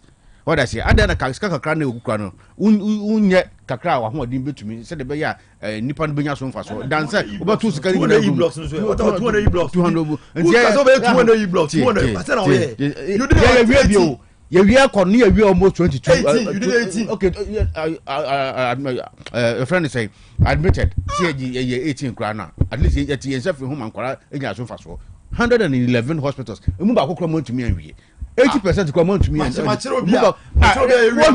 hospital see that equipment no class ekomu kra no enu sika no kra no edo so che dan na wodi esi ho no so that enti mo betena fidie no so na mo kasa gu framam na ya wie ha wo be ko ho no table kra na bi nsi ho table kra na doctor betena ho kra no consultations kra no ebi ni ho wo se ya wie hospital ni wie kokobe ho na woka no se ho na me constituency no ho na mete ko ho no ko de mo ya bo mo gina fidie ni so ene ya wie ha na wie ha no. Meanwhile, most starting projects when they catch them say the money at your disposal no and so 116 hospitals no. Therefore, munsi kakra ma ho de bede e betumi Ghana for munya so mfaso. Mo anye e na mututu sikagu nwura mu saa ne kohwe e bi ho a blog ba ko pekra ne da asase no so. And so mo friend agenda 111. So misappropriation, financial misappropriation, misplaced priority e na mo ye. Sika munya no twitwiri die bosi an mo bo no man we mu nyina na euro bonds a mo raise nyina no. Mo afanye bi papa bi ma Ghana enya so mfaso. Ukoka was free SHS. Free SHS and akwara ko school bosu ba kro better fi bosu mienu. Hwede de nkwara na ye se be omo na street ni so. So ho. We are so who ni red. The one fan no red so na no so na bra boy basa. Ni nyina improper planning. Man fa mpanimfo adwene antoto de mo ye no ho nti. Ene free SHS nkwara no ko school bosu me no ma better na e friend say e fi bosu mienu. Ene wo de oba ko secondary school na woni sika wo be ma na ye extra classes wo fi so pe. Ene wa fa na nkokra ne nkaye. So what I say, where your free education? Where are your free education? Okay. So what I say. All right. Sabi omana fa ntoma pafra mo begina video sana mototo mfuturo gu nkrofo. Ebeda say pa. We dey nation be ende a bit earlier because of an interview be we training ade. But meaning final obi person. Submission there mame ntia mirror Nana Kwesi Augustus. Juma wabone asante mantema se megidi se ohia se yebeto on so original context na eba October no mestre tu ahene ne esi ahene se modama mo miensa nto owura Nana Kwesi Augustus so se de be ya ye parliamentary seat otumi increase no from 4 to 7 no obesan de bia beka ho ne adru possibly 10 and 12 nti mestre se Ashanti region NDC mo moto abane be ye bia no we da de se de se brand dura mo ne chidom ne yansa amfa nemra na me so me call for communications officer for Follow constituency mesre say do ho a mo me chidom na ja yanso ye ni party ni mo sa kwan ne so ne yanso emfamra ma me ncha asante dwa be fo nyina titu asomanya busuan me chia wo. All right. Kanu eko na me chia me nwa no ma me no mo edidwuma wo afokanta omuto nkunya ne TV ni home use adwuma ne nyina me chia wo mo so mo tie mattress for nyina me chia wo away na machia chairman Benedict Pibusi ako chairman wontumi the incoming national chairman of the New Patriotic Party machia Razak Zama na Okumasi anazi wa relocate to Accra. No or rounds. I think so because of the campaign it's almost always busy campaigning telling the people say you need a grassroots man, somebody who can take the party to power. Ebiom Yera Razak Abubakar wa wumia ya dia Ashanti region ha Nasara ye pese ye inya system e bitimi aboa Nasara no etimi disseminate information to curb the propaganda that we have in the Zongos. And I believe Razak from Subin constituency will do that magic. It's a Mills in share so a messenger in share so for say he has been a secretary for a long time. He has served this party. Let's reward hard work. Let's reward long service. And I think say you are it's almost between my Jumani. Nah, Obia Trinity or apart from no. So far no Obia Trinity, but me sure say Obia Trinity. Obia Nyame aduma onko so montanichi. Ebio mesre adia me contest for the Subin communication officer. I believe say maboa me ho meet my adwuma no omboa no montanichi. Now the New Patriotic Party be obiati enka in selecting leaders in opposition. Ebesre ye year can before mo be boy opposition ye nyu omo odoma party omo brema party omo ne yedin e wo hunu mo metima boa me agitumi. All right. Enye madamfo enye minua enye obia minim no ana say let's elect people who are ready and hungry for power. Okay. And I believe we'll come back in 2028. I'm in charge of PV John to former president staff, former deputy chief of staff, Ura Johnny Osekofi. Honestly, Dina Yarabate was sempre for Saja. More Kaya Mokano. Now, Jamuso Wabudi. What an bench and watch it. Let's boot tonight. Or the more for PV John to now. Okay. Chama Ashanti region, Tema General. Chairman General. Oh, okay. Ashanti region. Oh, okay. General. I am a Kwaba. If you hire Coho, or share or both for the room, and every idea Cohoda. Oh, okay. Okay. But that's a better. All right. That's a bit brave. For Frank Otue Champon out in Cassia, or no, if you for recruitment, never represented NDC and Neo Media Sunafi. Daniel Teko and Sufri Subin be represented the NPP. One or two be a BDH by Mepes ABT, Dr. Hepa Plus. We are not young Como Cano. My voice knows in our ABT in Antibes here. And Brother Namika say, Yeshiasia, your boy Hepa Plus, Pavi, any plasma who de grew at the Chirel because a drobia and a baby obefabiano, Obia a dear drone one dance here. Na ye drobin so a pa ofie nso a ke waso na be here so na in fact ye no ma ye te ha ye na ebo edron dawuro de ma wono enye se ebo dawuro no keke saa keke o yen yenim de edron ye ma yen intini ye tenase a ye bon dawuro no enye edron no a ye adwuma 2-3 weeks 1 month bia ke ba kwaji ahome na edron nti de bia ye gina na so because immune system no ano aye din inti yadie bia ntumi ntwim fa ye nipadua so da bi ba de obeba na mo oba na obesia duro no a otwa salute no ape ba bia tena eye Hepa Plus Pavi and a Plasmos drugstore bia obeko bia no ebi wo ho ene topa ye na buso ba bia I just said drugstore no nya na adwen say o wa kofa topa ye no de ewo ho ebuso insuo no kra de enka say ebuso a overflow fountain. Oh yes. Ebuso dodo. Inti bomodi na make sure say obetumi akwakotobi na wanum enkotom betufie nkase mi obi dafie tobi nanom ne driver for num lawyer for num radio presenters num mate for num wonum atwandu na station num wonum akwachi num sabe ye maame num panyimfo mani afie o mutifie kra wo num inti wo abrantie wa num bia ke waso na be yehie ene fitafo nyina prehu ti se dro no obia dimika nti wo area mudi a udru a entwam bomodi ne pedro ni bi tobinom eye 20 Ghana cedis pe Hepa Plus ni 20 Pavi ni 20 Plasmos no 20 60 cedis nti na debia me kaso do ani kira score man pon ve part wa 50 Ghana no the amount cool running ona okro no dog dog edro ni mum die yes yegusuka ensesa onza no yes said your yen no ida so be miem ana so the buy one get one free na so be teso de yantwi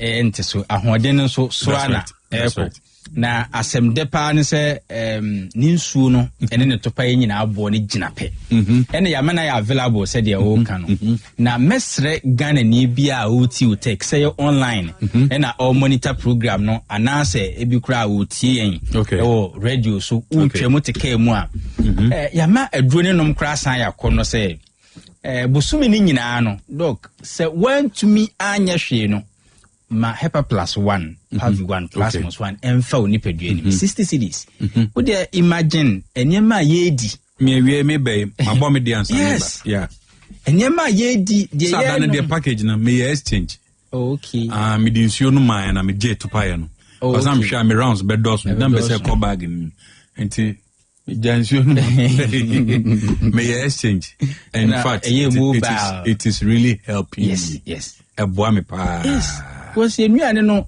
na anopa me ka se me wo fa se Takrady Technical University frame Sunday no se ne yam obufa so sa anopa yo send me message voice note say okọ mo clinic no student clinic doctor na confirm say food poisoning food poisoning no nyese obi na obi de duboni egu na duane mu o da bi nyesa na e pa kire onu an aduane okoto normal yi wachi e na ogi leaves okay yen kase ogi leaves na enye o ba we na mu wa hunu say ye nuane no ya poison from source na yan kasa kra poison ye hu ofie de bia o obi tumi to aduane okonkom ti half na de ni konkom de aka na de a fridge mu Odi say fridge no a. We are no asan be microwave. We are no asan microwave. We are what start poison. Enti ade na no aye den. Yeah. Ena obi beka se me de me ntɔ bonten so aduane. Enti me de me free, me de o how bia ne ho. Farms na ankasa. Ena market ho no ankasa na wo akoto yi no. Na imagine say momone ko bi ne kaku no. Ene se egu awiam a wo do ko market ahwedodo no a. Once na kra mpese esi so. Na yenyi enye mafeni ade na nanka omudi tisi ho sebe batene no ye obi mo nipa bonefo bi de niema bi fra niema ayedi sebe se flies ne kra ba bisi so a ono kra hu se niema nkoyi mesre Ghana azumi em play ostrich so me de me ndidi abonte me nwenam me kra de me ana me ye maduane mesre Bua nipadua no hepa plus pavi plus. That's right. Oh no, not because ebia sebe o hwan ehye. Ana say uti o ya ana wakoma na aye enya problem. Oh no fi say o pese nipadua no koso aye na dwuma yi. Mo. Aya na me kan say o ye student. Opa ma me lines intum na hade. Adanse ye ba ko pa. Yeah. Say we obi o time nom hepa plus pa. Onom no constant. Anopa sorry free mpaswa nom a glass of water. Yes. And 2 glasses of water. Yes. In the next 5 to 7 minutes, ube yimrekuba come on. Yes. Our brown srekwan fi obi aho. I tell you. During the day so correct. So come so. Na se obuye student dog. Aje ba kwa betumi aye e de ache onipadua no. And say ubenya hepa plus pavi plus must now there at least every month. Okay. E bi mfa nipadua anim. That's right. Ni say nti nyina ne say student dodo no an focus ya adesua no. Nti so be the drink pie, drink bread, drink pie. Most of students na aduane a yedi no. Okay. Obenu aduane so noodles. No in fast. Yes. Nti sabre yo student di aduane bi e fast bi na yare so e fast. Oh. Sabre yo student di nipadua ne wa hoden ne kidneys ne brabo ne ade nyina ntu ohunu ne ho nya hye ne yafunu nya ne ya wanya dwuma ye no a sebe onya bibi kakra no afi ne yare ne be ma ne showdown afi na diabetes bi yi nati wanya like kura bon se mpofri mu yare bi ano odin na beta kene vital organs to be mesra batan yem student de yaso edin nti obatan to be man oba na o SHS o tertiary no o de tomane no capsules chense obeda onom emwa nipadua no na entumi yi niema ni se tenam no bi enfri ho si ebu ani gu saade we so a bibia ye head towards na no edin me personal lines tudwa hepa plus pavi ena plasmos say campaign na ye hyemu kina no bosumi wanya bia no mo ana bosumi ni nyina onom hepa plus 1 pavi 1 plasmos 1 odi abo nipadua no Unya binom ya drugstore be a ben be 60 Ghana cedis. 60 Ghana cedis. Be enum. Numbers near 0542 77 72 0542 77 72 and now 059 13 67 898 059 13 67 898 say owa manonia 0542 807 907 0542 807 907 I say enwani ye hepa plus pavi and a plasmos for modern kwajibinom doc ye can say ya because or ton edrunti sa no beka no but say to me ehunu niema ye diko yemu niema ye home obi ton ade o market gata no ho kra de o home ne de ebofa ne so no wa otumu se niema o home de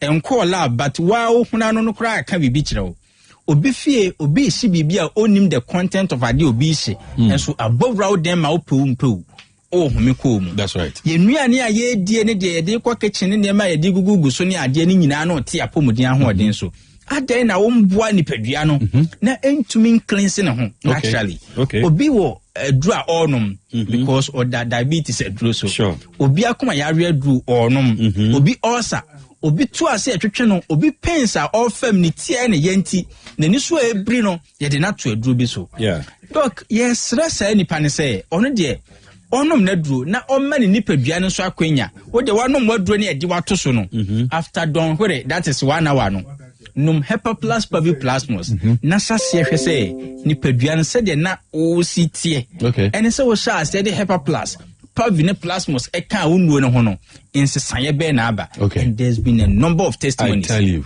when you walk my area, when you are sabi na brabuo mu how tete wo mu anasabi infections. At no mo so acha. Enye bibia ntiro. Yes. A immune system no. Agina brane. Agina ye. Me numbers a obetumi afrɛ me. Doc me ba no obenom ne sei. Doc me ankasa duro no menom ne sei. Ehe na menya bi ato. Doc me nua bi we na onamu stroke na etete no me ankasa no say na eya me ensan bi ate agu se be me ba bi Hepa Plus Pavi na Plasmos no e o man for type friend you na doctor pa ye me ne sen say yes e ba ko ana mienu yes and type bisa bisa pa anti we bisa say na ya emfa nka ho e 3 times a day ana e twice daily anopa ene anwumre and at top no be 1 and 1 Hepa Plus 1 Pavi 1 Plasmos 1 na e nsuo de no so aniti no we so no ti say in cap no say ya upgrade no nya no bi me ho you are doing well now there's more to come international men kan ho adane me nsuo ni bi ma obi yeah ba me hwe na cap no onya 3 no a onya cap no 1 yes sisa na yes it means and cap no this time we feel 1.5 yes okay yeah na me de mama me no bi adro so hu ko say wow na this is first one ni bi yeah okay so say it say you be me adro na and there's more to come into as my silent on nyama we okay enya we bre na eba aka ba ko bi no na me twen so ba ko no me hunu ye di tunsuo no no asevenya we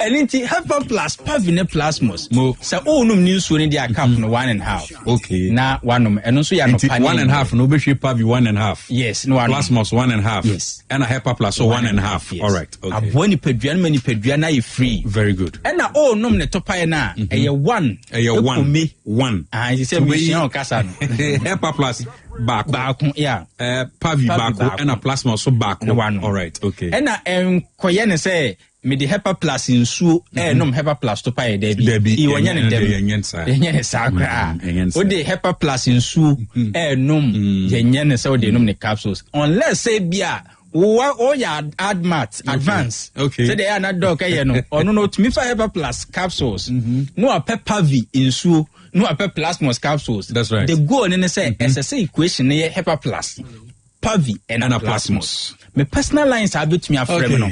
0542 77 85 72 0542 77 85 72 and 059 13 67 898 059 13 67 898 say owa manonia 0542 807 907 0542 807 907 ti me personal line we mesre that's right ofra e bia me babenom ne say ehina menya bia to dog aduro no me how no ti say menyare de ntina me numbi me numbers ne 0542 77 85 72 0542 77 85 72 and 059 13 67 898 059 13 67 898 say owa manonia 0542 807 907 0542 807 907 kai say no ne Hepa Plus Pavi and a Plasmos 60 cedis obetumi agibi na bibia e kama dia ma anti dog ya that's it me that's Drop rim Otec FM, Mam, good afternoon. Bidreji Alhaji Mafiu, Obimpa, Obipe, Cash, Mechamunina, Mimo Shedding White, Mecharuja Mr. and spokesperson, Hussein Ibrahim, Alhaji Mishan Papa. Only about Utenipa, be Bob and Yapaso. And then Kanya Dumso Abi, Saint Kanya says, Ya, Debia, Kanya coffee. And they will trace their room say, Port one Kanya be a light beer, the beer could do that. I just say beer, I would discuss a room. I say, be near pet. I buy fish, I say you right in Kanya moi, and ask moi, and then so say ya, and yeah. Yes, I buy fish car, a jackman of Busan for some baby. When you buy, say, or during Ghana for home, say they be saying Kanyano, say they con and Koyi.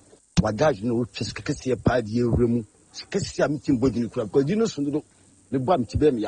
International Cano or Darama Median and Abidi de Bacope, Mamin Chalos, Bones to Tree or Mention South, and I was secret mention of and I wrote the local Quapia, and they had thrown in Ada and this Bejaconia, and they two living away. Muka said to Mubi to a mamma for my woman bank and their white 24-hour economy, and their communicana for. Mira, me wa jo bru oyibo bo atini me do ne be member MPP Media Patriots na men chaira chairman of the no kwa pia koka usu be empower nche so ko jubamba national affairs vice chairman de bapanyini ya besra ban me so woni gutafo ne ntenase mempre a gutafo ko sit down strike no ya besle se AI no emwa aban ne gutafo ne resolve issue no mo withdraw anya sa yetimemufo nwoma ne kosoro yentimi nto oyibo bo atini be Mr. Kanumpacho, good afternoon. Was saying me free kwa mwenewi baby ananado danko ekufuado one Dr. Mahmoud Bawumia obia metuchema o mesre nyankopon enhira ma wo mu ewa mamu ngwamaso a ombebu manga na mainenso o matra homa NDC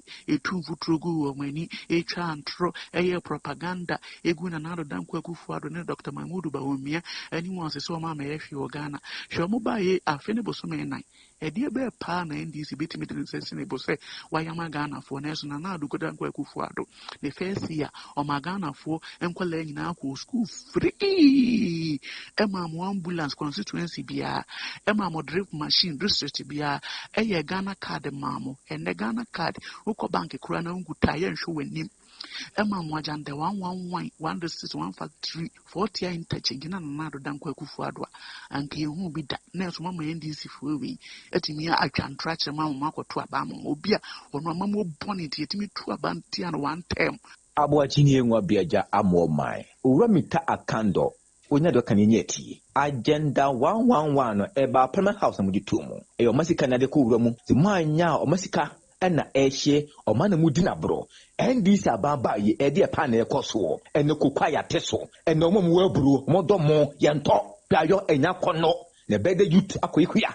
Agwenzi too much. Ene dufe ne kunye preso low current. Ede adia. O menye ho. Agwenzi too much. Machi alo take my phone tif nya monik da ban sat macha chama na kwesi mabunu no sa ban adwuma ne nya ready am invest me courage mo mon start mo am bi kakra am betim dia aboa mo ho kosi se ban adwuma be ba wo ye bibi kra ne ba na wo jai na wo kwa no so mo fa so se so betina fi kra wo ntimi nya hwe na MPP fo na Santa region no kasa ne do so me se mi opposition party foforo bi akanya ne ho na MPP abombon galat kra wo na mo yes regime mama ya mobo bibie no am timo sakan ya mo strong word mu wie MP seguya the majority leader show me change want me anye makro kwan na da ho let's see what John Domini mama jamo sen kasa pay by 1 year no my stable Ghana aya asuje ye dem pa ye ne yesre ma papa se de wo kan ye wodina no kan ye nyina obetima wie na MPP pa de ye ready for them the oma be ye ATS afokire ne kom ne hwe bi bia no amutimi wie ma asante mama ya ye mo bompuntu ya boye ma one tie fo nyina adwokwanfo suni na NDC abapa se de omu titi mo 24 hour economy obi abekwa adwuma mprensa ne ho ahwan ya mo tete mu nyina na aso de teacher fo kra o mo wie teacher training o mu ntimi fo mo gufi a o mo tie mu o ta no ade tabosi ano enya no ade di tuampa Drop rim.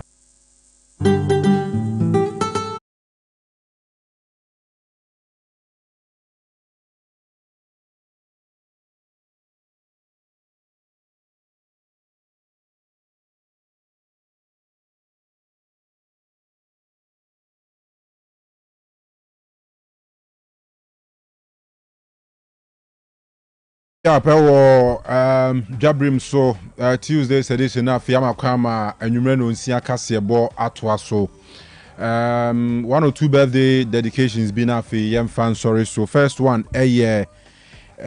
facilitator ewo Abreport Methodist is he from teacher for be from facilitators fine girl leading the birthday and he did the Ajua Candy.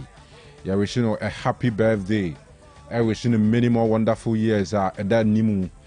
Nyamishan be bring for yana kuma swadi na emano. Ti Ajua Candy of Abreport Methodist School.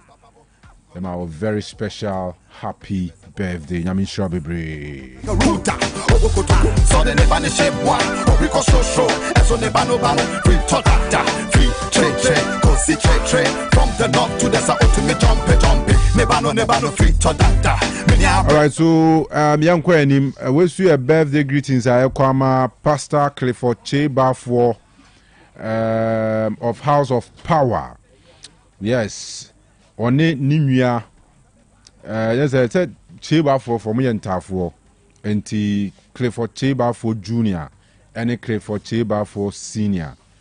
But from Yina, your colleague Bema Yao of Otec FM, and I will see and wish Pastor Clifford Cheba for our House of Power a happy birthday. And to both of them, Junior and Senior, Yamishan Bebre, Junior no Ewo USA and Senior War Ghana. Omina so heavy parent Clifford. The Cliffords. P. And then finally, happy birthday to lawyer Bafo Jaubonsu Ashia. Lawyer Bafo Jaubonsu Ashia. And na woda. Yeah, we should know a happy birthday. Yes, lawyer was sorry and partners. I just say, Wamo Bojuma Yepa from Bemaya of Otec FM. And of course, Anochi Chromo, so happy birthday. And now, hey, yeah, Kwame, yes, Kwame EL, yes, Kwame wo Swami, never pani Master Jobo ba Kwame, yes, then I would dance. Kwame, you're happy birthday, Yamisha P. Kwame, the birthday, the next baby, wow. All right, news, twaso, Yedobiase.